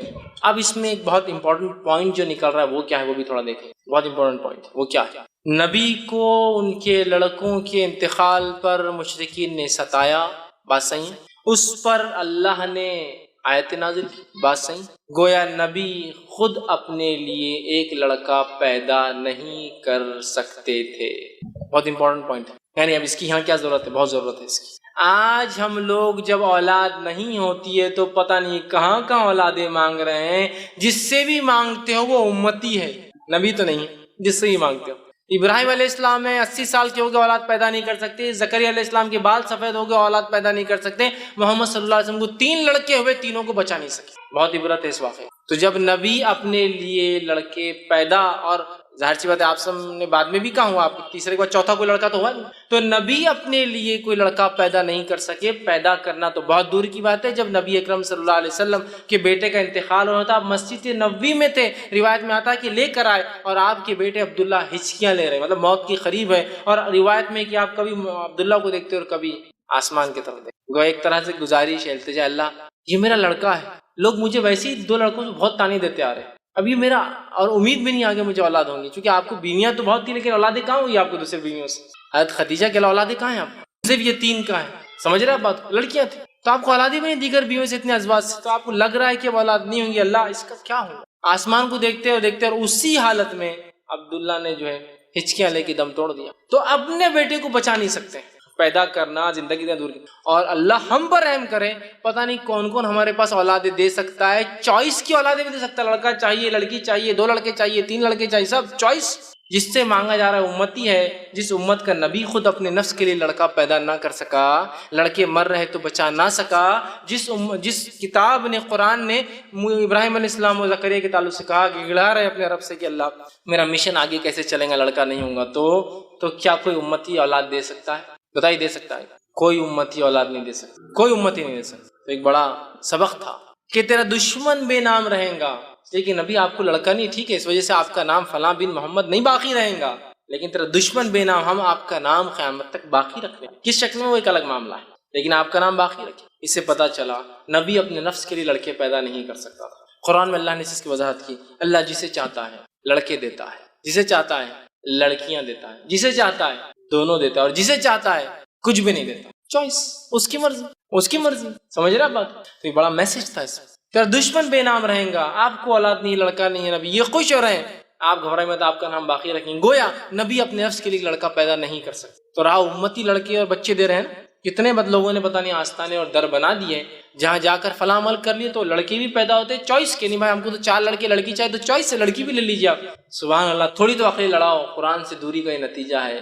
انبیاء اپنے لیے نہیں پیدا کر سکتے جو چیز. کون ہے جو امت میں سے وہ چیز دے سکے جو اللہ کے سب سے چہیتے اپنے نفس کے لیے پیدا نہیں کر سکتے؟ وہ انبیاء ہے نا. تو اسٹرانگ میسج ہے اس کا. اس صورت کے اندر اللہ رب العزت نے اپنے نبی کو دلاسا دیا اور کہا آپ کا دشمن بے نام و نشان رہے گا، آپ کا نام قیامت باقی رہے گا. آئیے اس صورت کی پھر ایک بار مختصر ترجمہ رکھ کے ہم بات کے خاتمے کی طرف چلیں.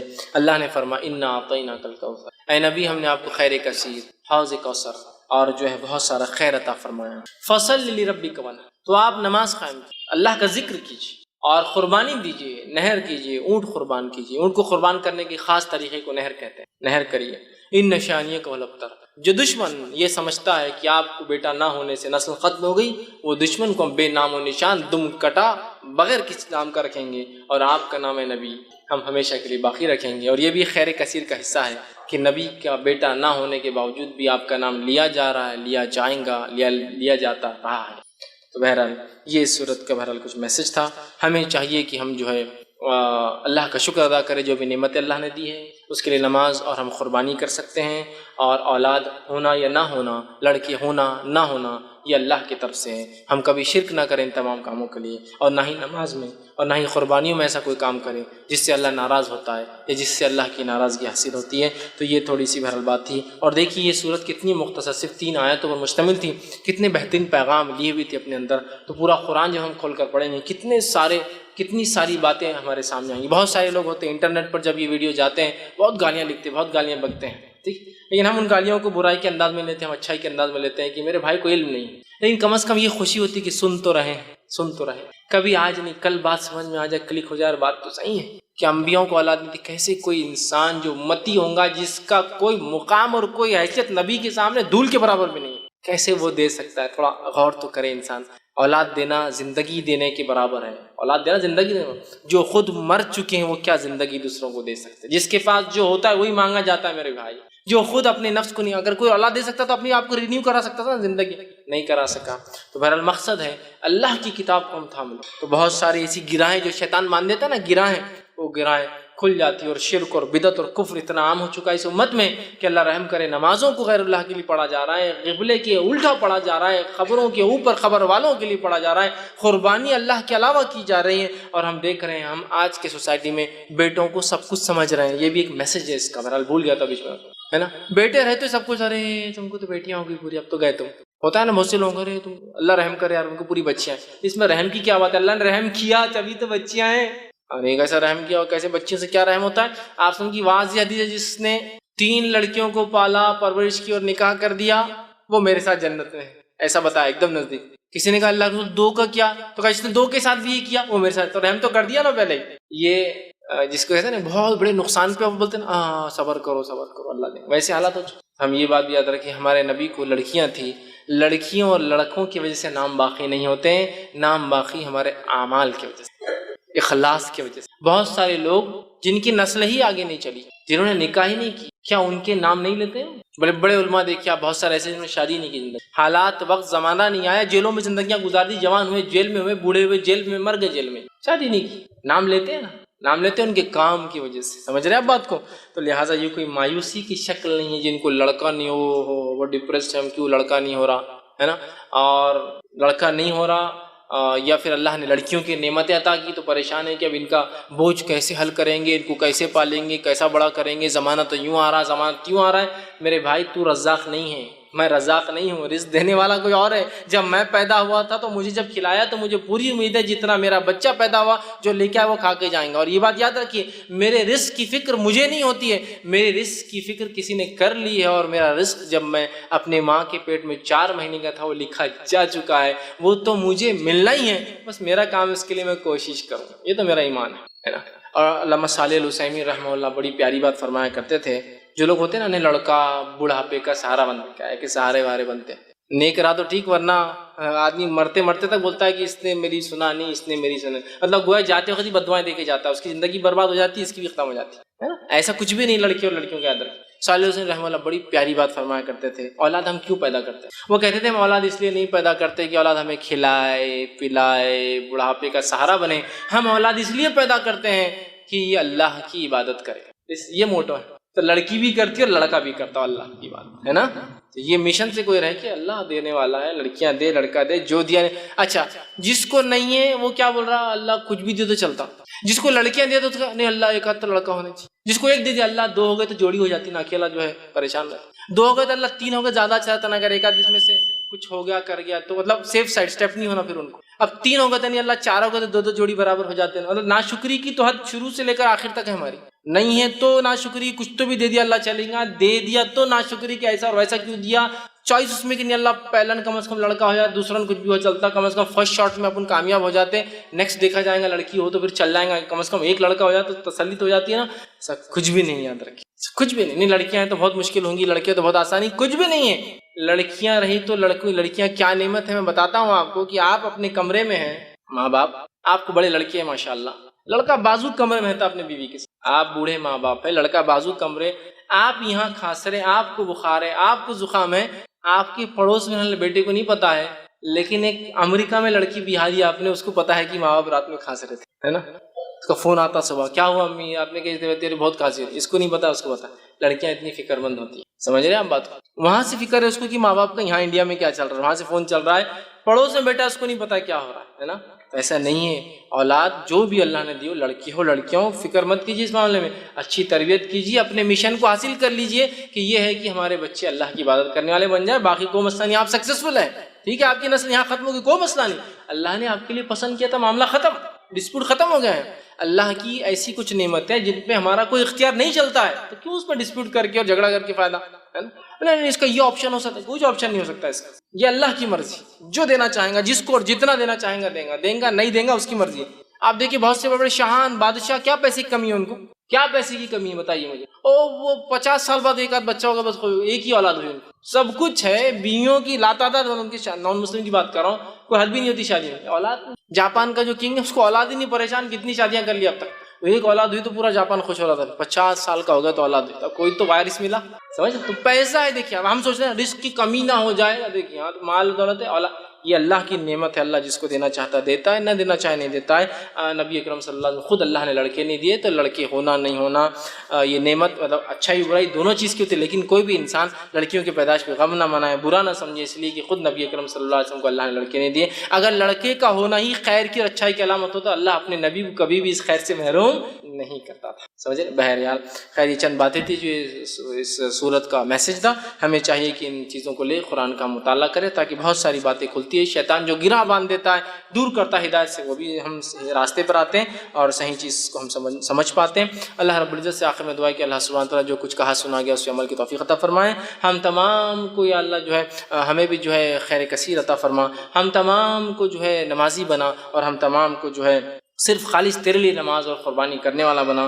اور ہم تمام کو جو ہے ایسے کام کرنے کی توفیق عطا فرما جس کام کی بنیاد پر ہمارے جانے کے بعد بھی ہمارے ثواب کا جو ہے معاملہ جو ہے چلتا رہے جب تک ہمیں زندہ رکھ، اسلام اور ایمان پر زندہ رکھ. خاتمہ ہمارا ایمان پر ہو. آخر دعوانا الحمد للہ رب العالمین. سبحان ربک رب العزت عما یصفون وسلام علی المرسلین والحمد للہ رب العالمین.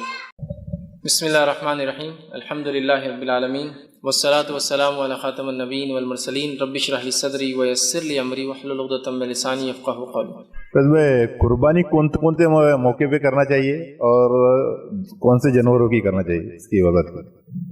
بھائی نے ایک سوال کیا کہ قربانی کون سے موقع پہ کر سکتے ہیں اور کون سے جانوروں کی کر سکتے ہیں. دیکھیے قربانی جو ہے یہ خاص لفظ ہے. ذبیحہ ایک لفظ ہے جو ہم عام ذبح کرتے ہیں، کوئی بھی جانور جو ہم کھانے پینے کے لیے استعمال کرتے ہیں. قربانی خاص لفظ ہے جو اللہ کا قرب حاصل کرنے کے لیے انسان جس جانور کو ذبح کرتا ہے اس کو قربانی کہتے ہیں. ذبیحہ تو ہم روز کرتے ہیں، کھانے پینے کے لیے کرتے ہیں.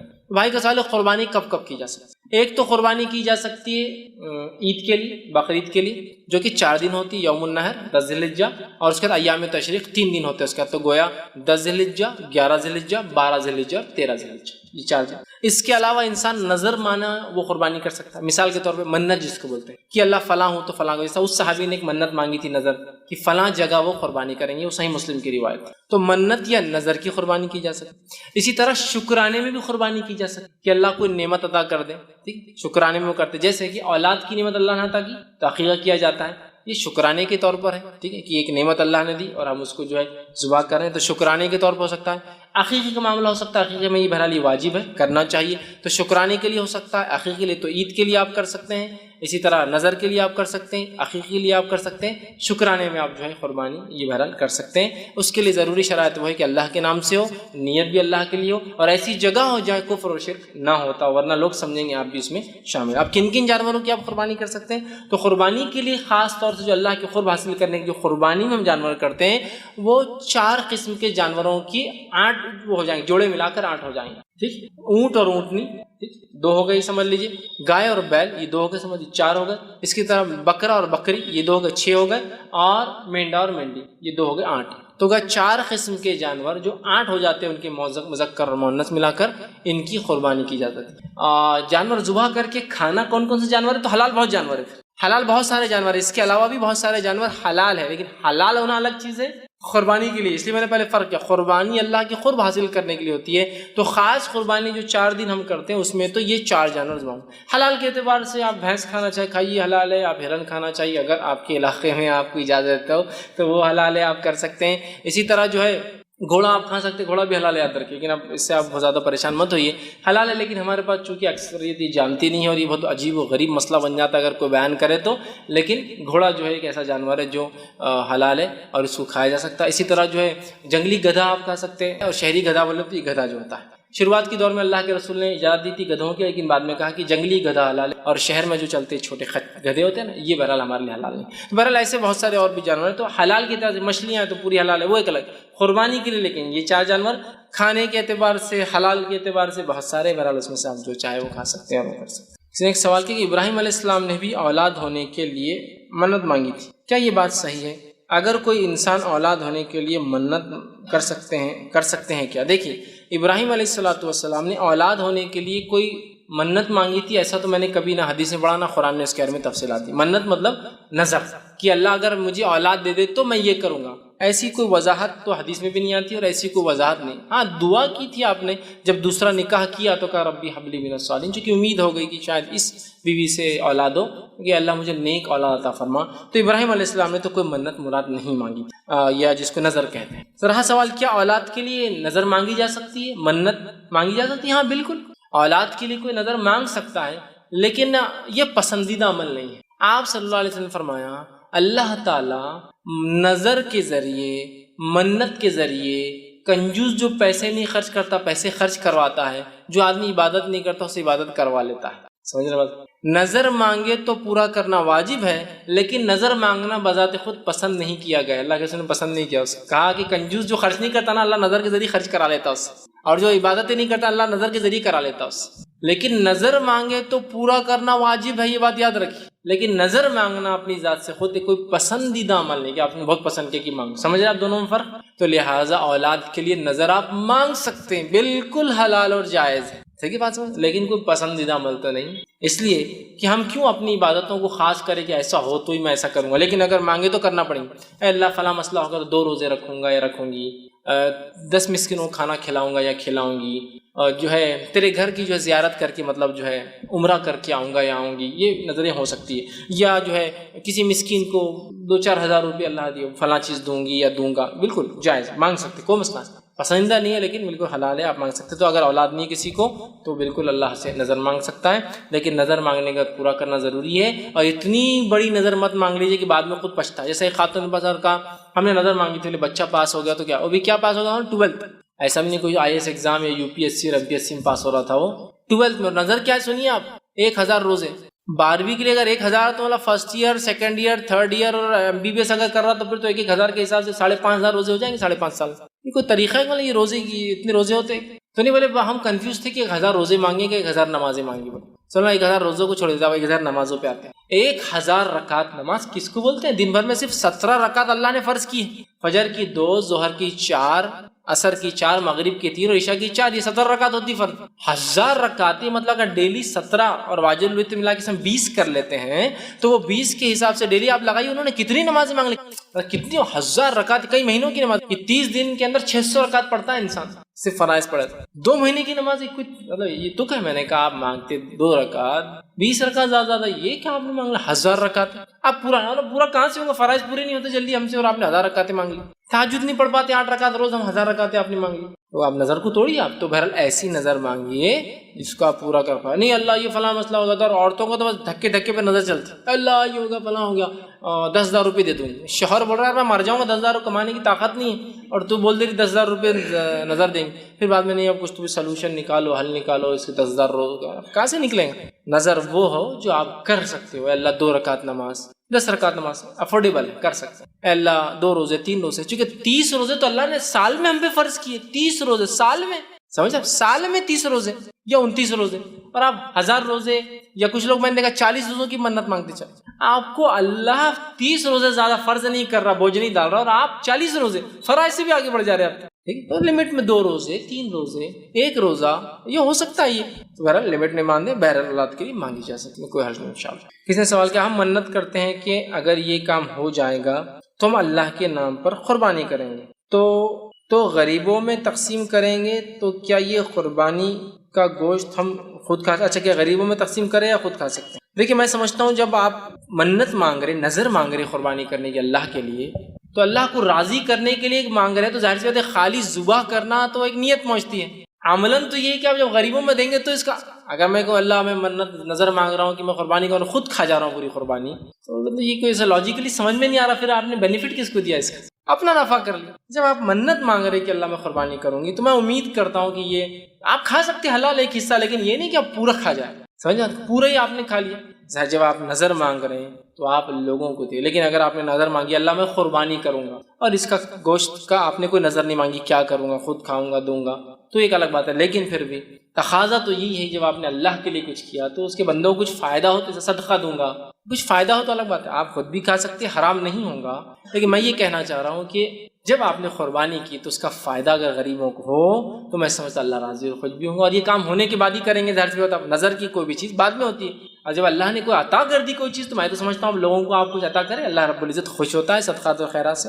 بہرحال حرام نہیں ہے، آپ خود بھی کھا لے تو، لیکن دینا چاہیے. ہاں کچھ کھائے اور کچھ دے، کچھ میں کوئی حرج نہیں. جیسا میں نے قربانی کیا، ایک حصہ رکھا 2 حصے بانٹ دیے، آدھا رکھا آدھا بانٹ دیا، لیکن دینا چاہیے تاکہ دوسرے بھی کھائے اور اس سے جو ہے اللہ تعالیٰ کی خوشنودی ہو کہ غریبوں کو فائدہ ہو آپ کی منت یا مراد. آپ نے بتایا کہ لوگ لڑکی ہونے پر ناراض ہو جاتے ہیں کہ لڑکی ہوئی، اس کی آپ نے ایک وجہ بتائی کہ بڑھاپے کا سہارا لڑکا ہونا چاہیے، لیکن جس کو لڑکے بھی ہے اور اس کو لڑکی ہوئی تو وہ بھی ناراض ہوتے ہیں.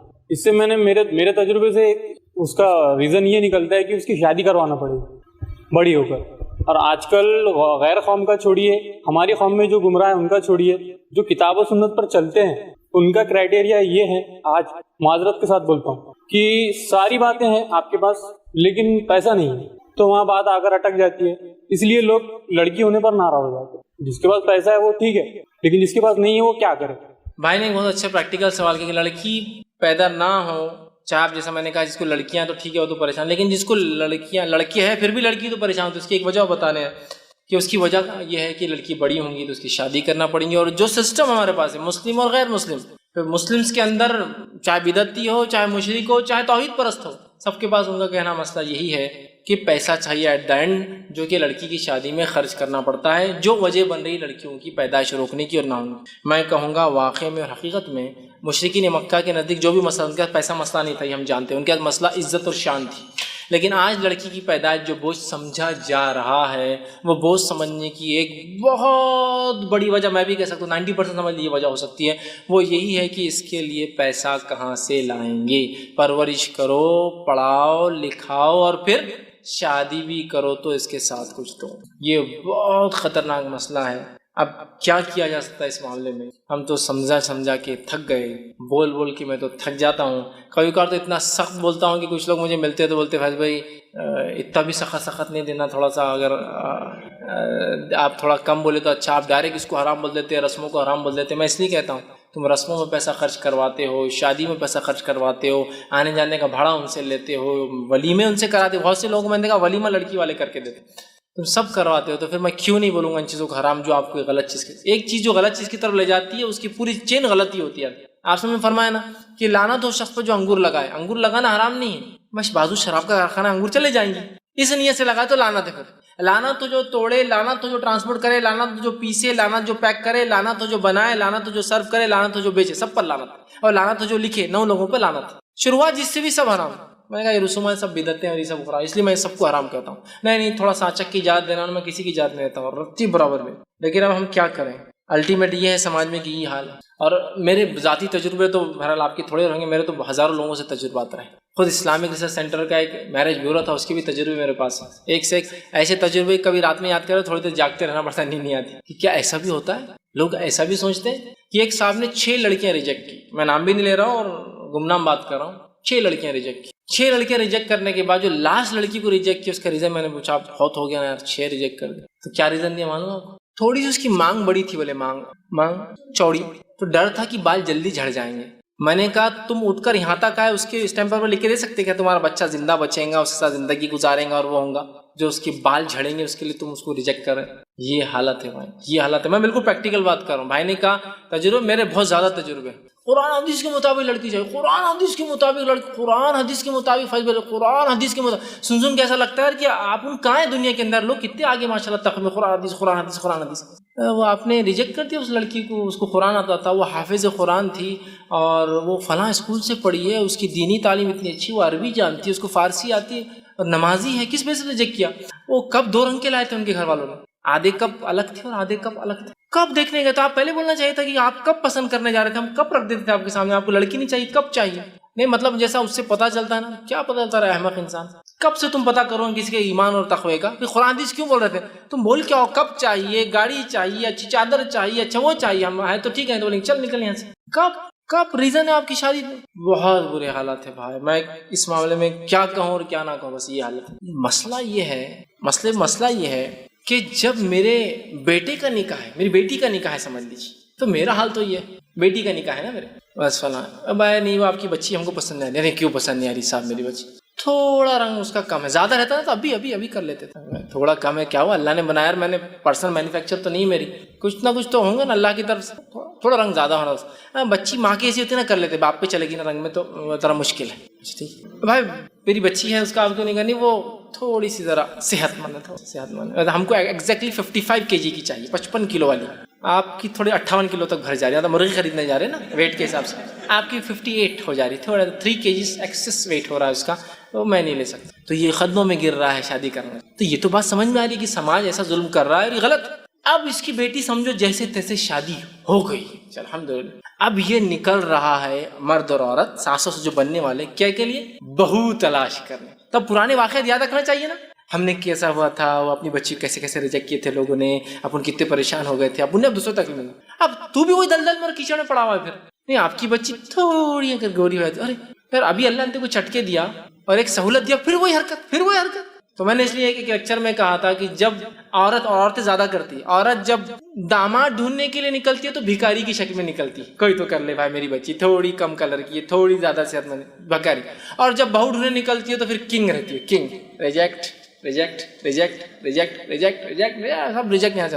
اور پھر شانہ کوا کہاں بیٹھتا, میں تو ہمیشہ بولتا ہوں جا کے, مجھے پتا ہے بھائی, مجھے بولنے کی شانہ کوا وہیں بیٹھتا ہے جا کے, مجھے پتا ہی کہ تو اللہ تعالیٰ نے ایسا نس پہ نشتہ دیتا, پھر اللہ تعالیٰ جا کر کے پھر وہ زندگی بھر بولتا ہے یار غلطی ہوئی, یار دینداری, اب چھوڑے چھوٹتی نہیں, بھاگے تو وہ وہاں برابر آ جاتی, جا تم بھاگے تو تم سے دور ہو سکتے نہیں. اب وہ ہاتھ پیر جو سماج بولتا ہے بابا رکھو, تم نے کتنے لوگوں کو تکلیف دی, ان کی دل سے ہائے بدوائیں نہیں نکلیں گی کیا؟ تو یہ بھی ایک پریکٹیکل ایشو ہے. تو لیکن ریئل پریکٹیکل ایشو ہے کہ بچیوں کی پیدائش پہ جو آج ہم غم زدہ ہیں, اس کا ریزن یہی ہے پیسہ. ایک شادی کا واقعہ سنا تھا, ایک صاحب مجھے کہنے لگے, وہ ایک مہم چلاتے ہیں, اڑوپی کے رہنے والے, سعودی عرب میں جاب کرتے ہیں, لیکن وہاں ان کی مہم مشن چلتا ہے, اچھا مشن ہے. شادی میں کھانا نہیں ہونا حرام نہیں ہے, لیکن اچھا مشن ہے, میں بھی سپورٹ کرتا ہوں ایسے مشن, حرام نہیں ہے لیکن اچھا مشن ہے, چونکہ وہ بھی خرچے میں آتا ہے, بہرحال حرام نہیں لیکن اچھا مشن, انہوں نے ایک مشن بنا. وہ مجھے سنانے لگے, میں نے کچھ ایکسپیرینسز سنائی آپ کی. تو کہا میرا ایکسپیرینس یہ ہے کہ ہمارے ایک رشتہ دار تھے اور ان کی بچی کا جو ہے نکاح, وہ جو ہے ایک لڑکے کو رشتہ ہے, انہوں نے نہیں دیا, دوسرے لڑکے کا رشتہ ہے دے دیا. ہوا یہ کہ شادی سے 3 دن پہلے ان لڑکے والوں نے کہہ دیا کہ ہم کو یہ لڑکی پسند نہیں ہے. یہ تبھی کا واقعہ جب آپ کو پتا اڑوپی کا ایک واقعہ ہوا تھا, وہ چکن بریانی اور مٹن بریانی پہ رشتہ شادی ٹوٹ گئی تھی. اس کے 2-3 دن بعد میں اڑوپی میں تھا, ساؤتھ انڈیا کی خبر پورے پیپروں میں آئی تھی, چکن بریانی کے اور مٹن رشتے, لڑکے والوں نے بولے تھے مٹن بریانی ہونا, مسلم فیملی تھی, اور لڑکی والوں نے بنایا تھے چکن بریانی. رشتہ ٹوٹ گیا تھا, مان لو چلے گئے تھے, وہ پولیس آئی, سب بہت لمبا کیس ہوا. اس کے 3-4 دن بعد میں وہاں تھا اڑوپی کے اندر, تو ان سے بھی انٹریکشن ہوا, تو وہ بتانے لگے ایسا ہوا, اور باہر سے آئے تھے چھٹی میں, تو ملاقات ہوگی. تو کہا میں 30 سال سے کوئی شادی میں کھانے کے لیے نہیں گیا, ٹھیک, کیوں تو میں ایک مشن چلا رہا ہوں, لڑکی پہ اتنا بھی بوجھ نہیں, حلال ہے لیکن اتنا بھی بوجھ نہیں ہونا چاہیے. میں نے کہا ایکسپیرینسز کچھ شیئر کیجیے. تو کہا انہوں نے کیا کیا, لڑکی کو اب جب 3 دن پہلے انہوں نے ریجیکٹ کر دیے, تو انہوں نے فوراً اس لڑکے سے شادی طے کر دی جس کا پہلے رشتہ آیا تھا. تو انہوں نے کہا میں ان کے پاس گیا اور میں نے کہا پہلے تم نے رشتہ کیوں ریجیکٹ کیا تھا؟ تو اس کی ہم کو دینداری پسند نہیں تھی. کیا پسند نہیں تھی؟ دینداری. پھر اب کیوں کر دیا؟ کیا بولنے لگے معلوم, کھانے کا پورا انتظام ہو گیا تھا نا, تو شادی کیوں ہوئی؟ کھانے کے لیے. اور شادی کیوں ٹوٹی 2 دن پہلے وہاں؟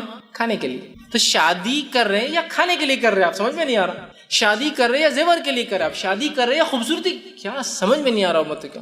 اور یہ سب میڈیا اور فلاں. اور دیکھیے ہم چاہے لاکھ بات کر لیں, ٹھیک ہے, اب پکچر جس کو ہم بولتے ہیں نا, ایک چائنیز مثال ہے, چین کی ایک مثال ہے کہ ایک تصویر 1000 الفاظ سے زیادہ بہتر ہے, ایک تصویر 1000 تقریروں سے زیادہ بہتر ہے. یہ سب ٹھیک ہے, ہم بول رہے ہیں کر رہے ہیں, ہم عملاً بتانا شروع کر دیں, سب مل کر کوشش کریں, عملاً ہم کچھ نہ کچھ ایسے نمونے رکھنا شروع کر دیں کہ ہم نہ لیں گے نہ دیں گے, ایک سسٹم بنا دیں. ہم لوگ اگر عمل کریں گے انشاءاللہ, چلیے چھوڑیے دنیا کیا کر رہی ہے, ہم ان سے اپیل بھی نہیں کر رہے ہیں. ہم جو 40-50 لوگ 100 لوگ یہاں جمع ہوتے ہیں ہر اتوار, عورتیں جو جمع ہو رہی ہیں وہاں 30-40, اگر ہم لوگ ٹھان لیں, میاں بیوی دونوں آ رہے ٹھان لیں, اپنے بچے اور بچوں کی شادی ایسی ہونے والی ہے. چلو اپنی بچیوں کی شادی مجبوراً اپنے کو دینا پڑے, ایک الگ شکل ہے, لیکن بچوں کی شادی میں تو اپن بالکل برداشت نہیں کریں گے, تاکہ کم از کم ایک خاندان کو تو اپن سہولت دے یار اپنی طرف سے, ایک خاندان. یہ آخرت میں انشاءاللہ بہت اچھا بدلہ ملے گا اس کا. یہ اگر طے کر لے, چلو لڑکیوں کا مجبور ہے, یا پھر ایسا طے کرے کہ ہم اپنے اندر ایک ایسا سماج سوسائٹی بنائیں گے کہ ہم ایک دوسرے میں لڑکیاں دیں گے تاکہ کوئی لین دین نہ ہو, پھر خود لوگ پیچھے چلتے. لوگوں کو آج لیڈرز کی ضرورت ہے جو ان کے پیچھے وہ چلے دے کر ایسی شادی ہوتی ہے کہ چلو, سمجھ رہے آپ. تو یہ بہت ضروری ہے. تو ہم کو مثالیں کریٹ کرنا پڑیں گی, ہم کو نمونے دینا پڑیں گے. میری 1000 تقریریں بھی کچھ فائدہ نہیں دینے والی. ایک نمونہ کو خاندان میں دیکھیے, لوگ سسٹم شروع ہے, سب شادیاں ویسی کرتے ہیں, لیکن ہمارے پاس ایک چلن نہیں ہے. تو لڑکی واقعی میں آج جو بوجھ مانی جا رہی ہے وہ صرف وہ اخراجات جو اس کی شادی میں آتے ہیں اس کے سے مانی جا رہی ہے. اگر وہ شادی کے اخراجات ہم کم کر دیں نا تو یہ مسئلہ نہیں ہوگا. یورپ اور امریکہ میں عورتوں کی تعداد مردوں سے زیادہ ہے, حالانکہ دھڑلوں سے بچوں کو مارتے بھی ہیں, ٹھیک ہے, لیکن وجود میں آئے تو پیدا بھی کرتے ہیں, بلا تفریق اور فرق کے پیدا کرتے ہیں لڑکی یا لڑکا. کیوں ایسا کرتے ہیں؟ اس لیے کہ ان کے پاس دہیج کا سسٹم ہے ہی نہیں, ان کے پاس سسٹم ہی نہیں نا ان کے پاس, جس کی وجہ سے ان کو کوئی تکلیف نہیں, لڑکی پیدا ہو لڑکا پیدا ہو, صحیح میں ان کے پاس. سمجھ رہے ہیں؟ اسلام تو اس سے آسان دین ہے. اس نے صرف یہ نہیں کہا کہ جہیز دینے کی ضرورت نہیں لڑکی کو, اس نے کہا کہ لڑکے کو ضرورت ہے کہ لڑکی کو زندگی بھر دیتا رہے جس سے شادی کرے, ایک ایکسٹرا اس کو چیز دی جو یہ ویسٹ اور یورپ کبھی نہیں دے سکتا. ذمہ دار بنا دیا. انہوں نے کیا آزاد ہے, خرچ کی ضرورت نہیں ہے, لیکن جانوروں سے زندگی گزارتے ہیں, بچے کس کے اس کو بھی نہیں پتا آپس میں. حالات یہ اسلام نے کہا نہیں, تم ساتھ رہو گے, پوری ذمہ داری پالو گے, ایک ایکسٹرا سہولت دی عورتوں کو. تو آپ دیکھیے, تو یہاں لیکن حالات دیکھیں, لڑکی کو مارا جا رہا ہے. آپ کو پتا ہونا چاہیے جب یہ سونوگرافی مشینس آئے تھے تو بہت سارے علاقوں میں پوسٹرز لگتے تھے, 500 روپये خرچ کیجیے اور 5 لاکھ بچائیے. کیا تھے 500 روپये خرچ؟ جاؤ ڈیٹیکٹ کراؤ, لڑکی یہ معلوم ہو تو مار دو. 500 روپये خرچ کرو اور کتنے بچا لو؟ 5 لاکھ. جہیز دینا پڑیں گے نا, بڑی ہوں گی تو. اچھا انہوں نے وہ ایکسپینس ایڈ نہیں کیے جو زندگی بھر پالنے کا رہتا, وہ 5 لاکھ ایکسپینس, وہ 50 لاکھ اور یہ 55 ہو جاتے تھے. خالی شادی کا خرچہ ایڈ کیا تھا. 500 خرچ کرو, 5 لاکھ بچاؤ, ہے نا. تو یہ سب تمام وہ چیزیں. اور ہمارے پاس بالخصوص ہندوستان میں جو سسٹم آیا, یہ سسٹم جیسا کہ ہندوستان کا جو کلچر ہے, اس کلچر میں مرد ظالم ہوتا ہے اور عورت مظلوم ہوتی ہے. عرب کلچر میں الٹا معاملہ ہے. گلف میں جائیے آپ, پوری بیوی وہ ظالم ہے اور یہ مظلوم بھاگتا رہتا ہے بیچارہ. وہاں کلچر پہ بھی ڈیپینڈ ہے. ہندوستان کا کلچر کیا لینے والا ہے, لڑکے لیتے ہیں, لڑکے زبردستی کراتے, رسومات کراتے, فلاں کراتے. عربوں میں کلچر ہم سے الٹا ہے. وہاں حالات یہ ہے کہ گورنمنٹ اپیل کرتی ہے لڑکیوں سے کہ مہر کم لو رے بابا, مہر کم لو, تمہارا مہر بہت زیادہ ہو رہا ہے, 40 سال تک شادی نہیں کر سک رہے ہو, 2 لاکھ 3 لاکھ 4 لاکھ ریال مہر ہوتا, لڑکے دے نہیں پا رہے. حضرت عمر کے زمانے میں یہ مسئلہ ہوا تھا, مہر لڑکیاں زیادہ لے رہی تھیں. حضرت عمر نے ایک بار خطبے میں کہا میرا دل چاہتا ہے مہر کی رقم طے کر ڈالوں, یہ مسئلہ ہی ختم کر دو, نوجوانوں کی شادی نہیں ہو رہی, لڑکیاں اتنا ڈیمانڈ کر رہی ہے. تو عورت اٹھ کے کہا تھا تم کون ہوتے ہیں نا, وہ پورا واقعہ اسی لیے تھا. آج بھی وہ مسئلہ ہے ان کا. تو وہاں الٹا مسئلہ ہے ہندوستان میں. یہاں مرد ظالم ہوتے جو کھینچ کے لیتے ہیں, وہاں معاملہ میں کہہ رہا ہوں عورتیں وہ ہوتی ہے وہ لیتی شوہر سے مہر, چلو اتنا دو اتنا دو, فلاں کرو, میں اتنے دن فلاں رہوں گی, ایسا رہوں گا, یہ خرچہ تم کو اٹھانا اور اس کو سب کرنا پڑتا ہے. یہ کلچرل ڈفرینس سمجھ رہا. تو ہندوستان میں یہ ایک تو آبادی الحمدللہ زیادہ ہے, اور اس پر یہ جو غلط کلچرل ہم نے امپیکٹ لیا ہے کہ لڑکی پرایا دھن, لڑکی کیا کیا بتا رہے ہیں, یہ لڑکی کو وہ دینا پڑتا, لڑکی ایسا لڑکی ویسا اور فلاں, اس کی وجہ سے جو ایک ماحول کریٹ ہوا. یقیناً یہ جہیز شادی کے اخراجات بہت بڑی وجہ ہے جس کی وجہ سے انسان پریشان ہوتا ہے. یہ چھوڑ دیجیے, آج کل الحمدللہ لوگ بہت سمجھدار ہو رہے ہیں, یہ بات کو سیکھ رہے ہیں, سائنٹیفکلی یہ بات سمجھ رہے ہیں. اور میں ہمیشہ کہتا ہوں ساسوں کو کہ اگر لڑکا نہ ہو تو کبھی اپنی بہو کو مت کوسنا, اپنے بیٹے کو لات مارنا اور اس کو کوسنا کہ تو ایک لڑکا پیدا نہیں کر سکا. اس لیے کہ سائنسی اعتبار سے ہم جانتے ہیں عورت کے اندر جو بنیاد بنتی ہے بچے کی پیدائش کے لیے, اس کو کروموزومز کہتے ہیں. اس میں ایکس 2 سیٹ آف کروموزوم ہوتے ہیں, اور مرد کے اندر ایکس اور وائی دونوں ہوتے ہیں. جب عورت کا ایکس اور مرد کا ایکس ملتا ہے تو بنتی ہے لڑکی, اور عورت میں چونکہ ایکس ہی ہوتا ہے, اس کا ایکس اور مرد کا وائی ملتا ہے تو بنتا ہے لڑکا. تو عورت کے اندر کوئی طاقت نہیں ہے, اللہ نے کی صلاحیت, ویسے وہ دنیا میں اعتبار سے کہہ رہا ہوں, ویسے اللہ کے ہاتھ میں جو کچھ ہے کوئی صلاحیت نہیں کہ اپنے لڑکا لڑکی پیدا کرے. وہ مرد سے نکل کر نطفہ جو جاتا ہے وہ ڈیسائیڈ کرتا ہے کہ لڑکا ہو یا لڑکی ہو. تو اپنے بیٹے کو کوسنا کہ کیا کرا ہے یہ لے کے آیا, ہمارے لیے ایک لڑکا نہیں پیدا کر سکتا. بہو کو مت کوسیے, بیچاری کا کوئی دوش ہی نہیں, وہ تو ریسیپینٹ ہے, صرف وہ اولاد کو لیتی ہے, تمہارے بچوں کو تمہارے خاندان کو آگے بڑھانے کے لیے صرف اپنے پیٹ میں بڑا کرتی ہے, پالتی ہے, دودھ پلاتی ہے, اس کو بھی کوسے. اور ایک عجیب فطرت ہے, یہ فطرت کو بھی تھوڑا سمجھنے کی ضرورت ہے. جتنا ظلم عورتوں نے عورتوں پہ کیا نا, مردوں نے عورتوں پہ کبھی نہیں کیا. اپنا ظلم چیلنج سے کہتا ہوں میں, جتنا ظلم عورت پر کرتی ہے. بیٹا تو بھی برداشت کر لے رہا کہ مجھے بیٹی ہوئی, ساس کو برداشت نہیں ماں کو کہ مجھے پوتی ہوئی. میرا عورت ہو کے عورت پہ ظلم کرتی ہوتی. اور دنیا میں چاہت دیکھو کیا ہے, بکرے ہونا بکریاں ہونا بکریاں, مرغے ہونا مرغیاں ہونا مرغیاں, مرغے انڈے تھوڑی دیتے. بھینس ہونا ہیلے ہونا, بھینس ہیلا ایک ہی رہتا بنا ہوا کہیں تو بھی بھینسے ہونا. گائے ہونا بیل ہونا, لڑکی ہونا لڑکیاں ہونا لڑکے. ارے واہ, باقی جنس میں تو سب میں آپ کو مونس فیمیل چاہیے, اور یہاں کر اپنے لیے میل.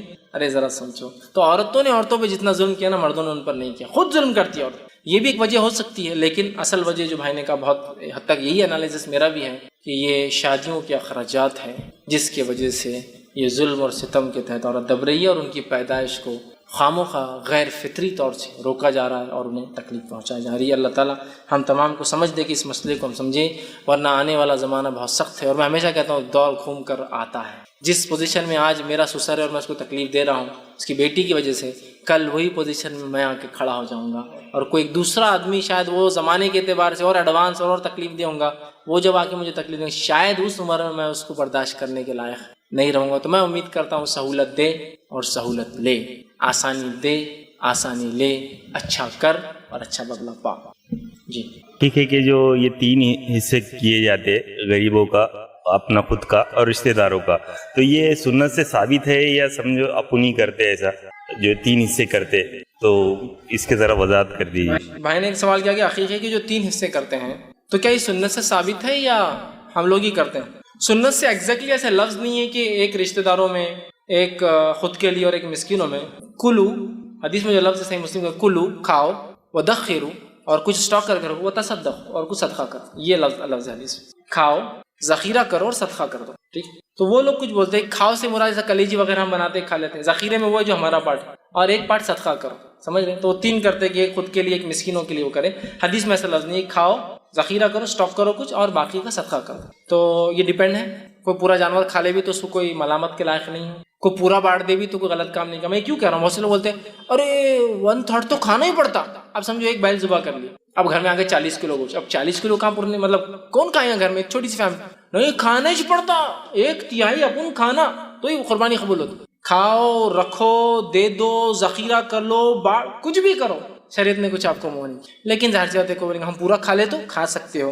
پھر قربانی کیا دی یار تم نے، مطلب حرام نہیں ہے لیکن پھر کیا سیکھا قربانی سے کہ تم بانٹ بھی نہیں رہے اس کو، خالی خون بہا دیا. تو کوئی بھی آدمی سے نہیں دینا چاہیے یار. جب قربانی کی تو یہ جذبہ تو آنا چاہیے دینے کا.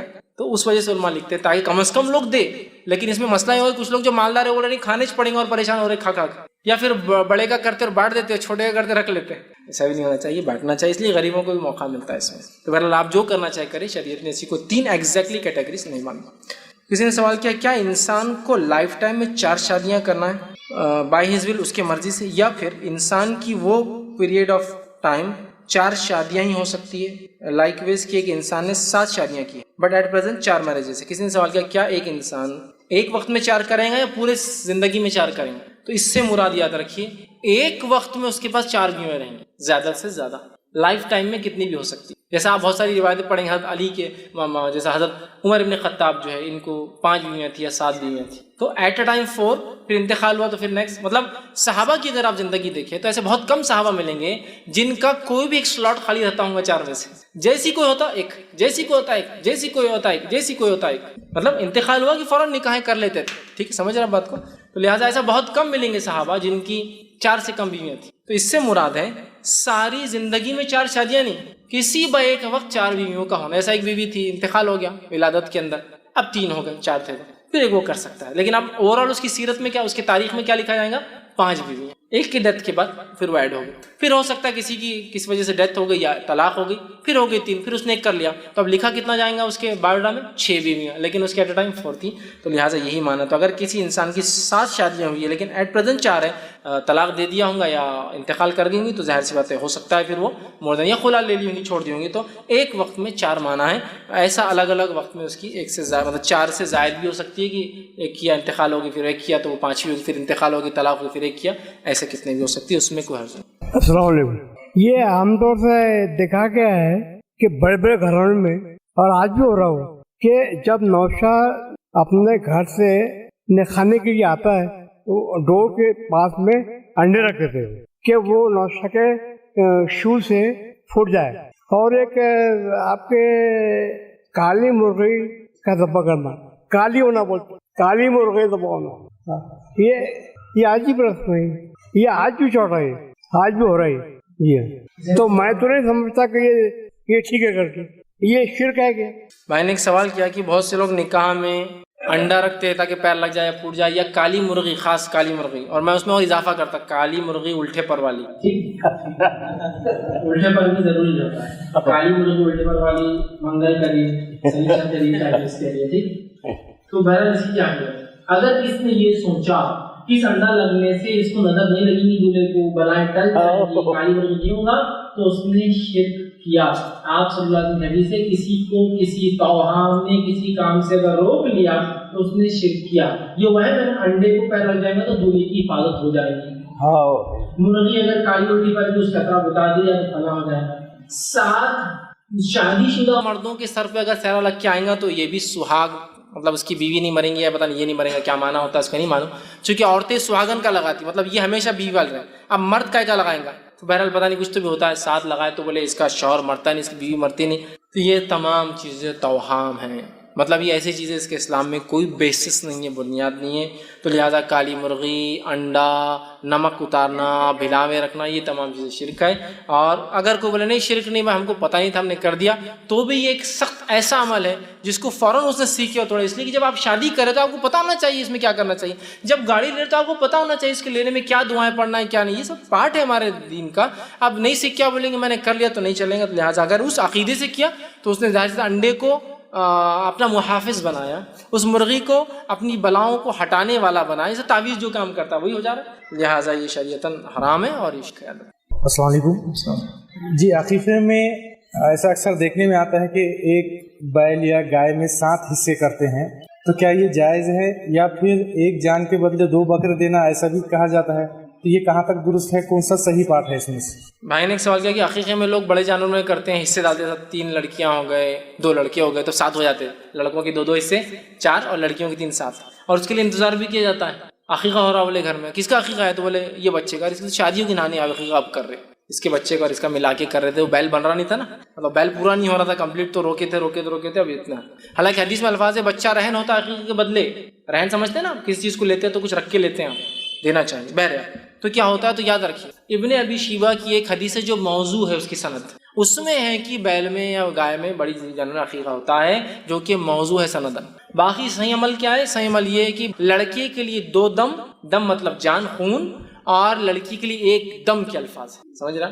تو لہٰذا لڑکے کے لیے 2 بکرے، بکری، مینڈا، مینڈی، کچھ بھی چل سکتا ہے، 2 مذکر مؤنث دونوں چلیں گے، نہ بہت سے لوگ بولتے بکری میں ہوتا ہے، بکری میں ہوتا ہے، اور لڑکی کے لیے 1 بکرا یا بکری، مینڈا یا مینڈی، چھوڑا جانا دمبا یا دمبی بول سکتے ہیں اگر گرف میں ہو تو، ٹھیک، لیکن مینڈے کی قسم ہی ہوتی دمبا، تو یہ چلیں گا۔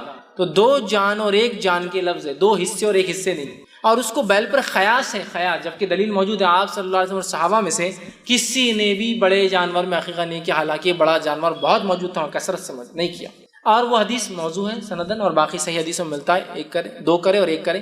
لڑکے کی پیدائش پر طاقت نہ ہو اور 7واں دن آ جائے لیکن 1 کی طاقت ہے تو 1 کرنا بھی چل جائے گا، لیکن 7ویں دن نہ 2 کی طاقت ہے نہ 1 کی ہے تو کوئی مسئلہ نہیں، لیٹ اٹ بی، جتنے جلدی ہو سکے 14ویں دن کوئی بات نہیں، 21ویں دن نہیں، پھر زندگی میں کبھی بھی جیسی سہولت ہو، لیکن اب بچوں کو جمع مت کرتے جائیے، 2 بچے چلو بکرے میں کریں گے، 2 ہو گئے ابھی، لیکن اپنا خاندان بہت بڑا ہے اور 1 کھندو، 1 لڑکی ہوگی چلو 3 ہو گئے جمع کر رہے ہیں، پھر 7 بکرے بڑی دعوت کریں گے، اللہ نے نعمت دی چھین لی تو پھر پچھتاتے رہے یار، کر دینا چاہیے تھا عقیقہ، جلدی کر دیجیے نا، نعمت اللہ نے دی ہے، شکرانے میں ہے یہ، اور رہن کے لفظ ہے، اس لیے علماء کہتے ہیں واجب ہے، رہن کے لفظ ہے، بچہ رہن ہے عقیقے کے بدلے، مطلب واجب ہے عقیقہ کرنا، تو کیوں واجب چیزوں کو اپنی دعوت اور اپنے ذائقے کے لیے لیٹ کرنا؟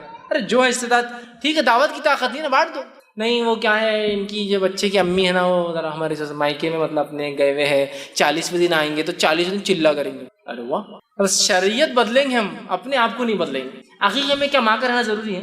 بچے کا رہنا ضروری ہے؟ کوئی چیز ضروری نہیں، ارے آپ سعودی عرب میں عقیقہ یہاں کیجیے نا، کسی کو بول کر، کہیں بھی ہو سکتا ہے یار، لیکن ہم اپنے حساب سے دین کو ٹرن کریں گے۔ اگر گورنمنٹ ایجنسی سے یہ آئے کہ 7th ڈے لاسٹ ہے فارم بھرنے کا، بھریں گے نا 21 دن میں بھریں گے نا، 2 سال بعد کرتے کیا؟ ارے لائن لگا کے تڑپ کے جا رہے ہیں، ارے یار ابھی 6 دن باقی ہے نا، ابھی تو آج ہی ڈکلیئر ہونا، کام پہلے ہو جانا۔ شریعت بولی 7ویں دن کر دو، نہیں یہ نہیں، رات دن کیا، ابھی تو مصروف رہتے، اتنی تھکان ہو جاتی، بچے کا ٹینشن رہتا، بچے کی بیماری تو جلدی کرو، میں تو کہتا ہوں ٹینشن جلدی اتارو، ہاں صدقے میں بھی آ جائیں گے، نہیں وہ نہیں ہوتا، ہم 7ویں دن دیکھیں گے، ابھی 40ویں دن ان کی امی آئیں گے، بچہ آئیں گا، پھر فلاں ہوگا، پھر ہم یہ کریں گے۔ ارے نانا بھی کر سکتا ہے، دادا بھی کر سکتا ہے، کوئی بھی راستہ سے نا مسلمان کہہ سکتا ہے تمہارا عقیقہ میں کر دوں، وہ بھی پیسے جائز ہے اس کے عقیقہ سے، تو لہٰذا 1 دم یا 2 دم حصے نہیں ہے، تو چھوٹے جانور میں ہی عقیقہ ہوگا، لڑکے کے لیے 2، لڑکی کے لیے 1، اور مجبوری میں لڑکے کے لیے 1 بھی کیا جا سکتا، اگر مالی استطاعت نہ ہو تو 7 دن میں 1 کی ہے تو 7ویں دن 1 ہی کر دیجئے۔ اللہ کے رسول نے اپنے ایک نواسے کا عقیقہ 1 بکرے میں، اس لیے کہ آپ صلی اللہ علیہ وسلم علی کے بھی کفیل تھے، حضرت فاطمہ کے بھی تھے، مطلب ایک طرح سسر بھی ہے اور ذمہ دار بھی ہے، لہٰذا آپ نے کیا۔ حضرت علی بھی کر سکتے تھے لیکن اللہ کے رسول کے ذمہ دار تھے، بڑا بندہ، ایسا اگر والد کسی کے موجود ہے اور وہ کہے ابا کر رہے تو اپن کیسا رشتہ، چلو وہ کر رہے، سمجھ رہے، کر سکتے ہیں، تو اللہ کے رسول دونوں کی ذمہ دار تھے، حضرت علی کے بھی تھے اور ان کے بھی تھے، تو لہٰذا آپ نے کیا، کوئی بھی کر سکتا، نانا کر سکتا ہے، دادا کر سکتا ہے، چچا، ماموں، تایا، کوئی بھی مسلمان کہہ سکتا ہے بھائی چلو اللہ نے تم کو دیا اولاد، چلو میں کرتا ہوں تمہارا کچھ عقیقہ ہو جائے گا۔ بھائی کا ایک سوال ہے کہ اگر کسی انسان کی شادی ہوگی، سمجھو عقیقہ نہیں ہوا، عقیقہ چونکہ واجب ہے، جب یاد آئے کہ نہیں ہوا تب کرنا ہے، چاہے انسان کی عمر پھر 100 سال کی ہو اور یاد آ جائے نہیں ہوا ابا کا دادا کا، ابھی کیا جا سکتا ہے۔ فیض بھی سوال یہ ہے کہ سینے پر ہاتھ باندھنے کی جو روایت صحیح ابن خزیمہ میں آتی تو اس کے تعلق سے کچھ لوگ بولتے کہ ناصر الدین البانی نے اس کو ضعیف قرار دیے کہ اس کے اندر معمل بن اسماعیل نام کا جو شخص ہے سند میں تو وہ شخص ضعیف ہے، تو صحیح ہے کہ دیکھیے بہت سی بار یہ نماز میں ہاتھ کہاں باندھتے ہیں، اس پہ بہت زیادہ مسائل لوگ اٹھاتے ہیں اور مجھ سے بہت زیادہ لوگ سوال کرتے ہیں۔ اس معاملے پہ میں یہ کہوں گا کہ اس پر ایک بہت لمبی بحث اور گفتگو جو ہے اس کی ضرورت ہے، یہ اتنا آسان نہیں اس چیز کو، جیسا کچھ لوگ کہہ دیتے ہیں یہ فلاں فلاں راوی ہے۔ اس معاملے میں ایک سب سے بہترین تقریر یا سب سے بہترین بیان جو کافی بحث مدلل بحث سے بنیاد ہے وہ ابو زید ضمیر کا نماز میں ہاتھ کہاں باندھے، میں کہوں گا کہ آپ اس کو دیکھ لیں، اس میں بہت اچھے سے آپ کو تفصیلات مل جائیں گی، تاکہ مجھے چونکہ ایک درس سے میرے لیے ممکن نہیں کہ میں کسی بھی چیز پر بحث کروں راویوں پر، اس پر ہم ایک راوی کو صحیح کہیں گے وہ ضعیف کہہ دیں گے، وہ ضعیف کہیں گے ہم صحیح کہیں گے، تو مسئلہ نہیں، حل نہیں ہے۔ لہٰذا محدثین کا جو کلام ہے کن کن نے کیا کیسے انہوں نے بہت تفصیل میں رکھا، میں چاہوں گا کسی کو اگر یہ بحث میں جانا ہے تو ان کا وہ عنوان جو ہے دیکھ سکتے ہیں۔ السلام علیکم فیض بھائی، یہ سوال تھا کہ قربانی کا جو جانور ہوتا ہے اور عقیقے کا جانور، ان دونوں میں فرق ہے یا عقیقے میں کوئی بھی جانور جو ہے ہم ذبح کر سکتے ہیں؟ بھائی نے سوال کیا کہ عقیقہ اور قربانی کے جانور میں کوئی فرق ہے، ایسا شرائط کے اعتبار سے، کنڈیشنز کے اعتبار سے؟ قربانی کے جانور پر جو شرائط لاگو ہے، 1 سال کا ہونا، دانت والا ہونا، اس کے بعد جو بھی ہے وہ شرائط جو ہے عقیقے کے جانور پہ لاگو نہیں ہے، لہٰذا عقیقے میں آپ کوئی بھی جانور ذبح کر سکتے ہیں۔ دیکھیے بہت سی بات ہوتا ہے نا، دانت والا بکرا 5000 کا ہے، عقیقے میں کوئی شرط نہیں، آپ 2000 میں آ رہا ہے نا 2-3 مہینے کا وہ بھی کاٹ سکتے ہیں۔ قربانی اصل ہے، سمجھ رہے ہیں بات کو، اس میں شرائط نہیں ہے، تو زیادہ صحیح جو معاملہ ہے وہ یہی ہے کہ اس میں کوئی کنڈیشن نہیں، حالانکہ کچھ سلف کے علماء نے کہا کہ عقیقے میں وہی کنڈیشن جو قربانی میں، لیکن وہ ان کا خیاس ہے، اس کے لیے ان کے پاس کوئی دلیل موجود نہیں ہے، تو لہٰذا دلیل کی غیر موجودگی میں ہم کہہ سکتے کوئی بھی جانور، چونکہ حدیث میں ذبح کرو، اگر یہ جانور میں شرائط ہوتے تو اللہ کے رسول کے تعلق صحابہ ضرور بیان کرتے کہ حضرت حسین کا عقیقہ ہوا، اللہ کے رسول نے فلاں ذبح کیا، خالی یہ ہے کہ ایک کیا اس لیے کہ آپ کے استطاعت نہیں تھی، ٹھیک ہے، تو بہرحال اس میں کوئی شرائط اور کنڈیشن ویسے نہیں ہے۔ وآخر دعوانا الحمدللہ رب العالمین۔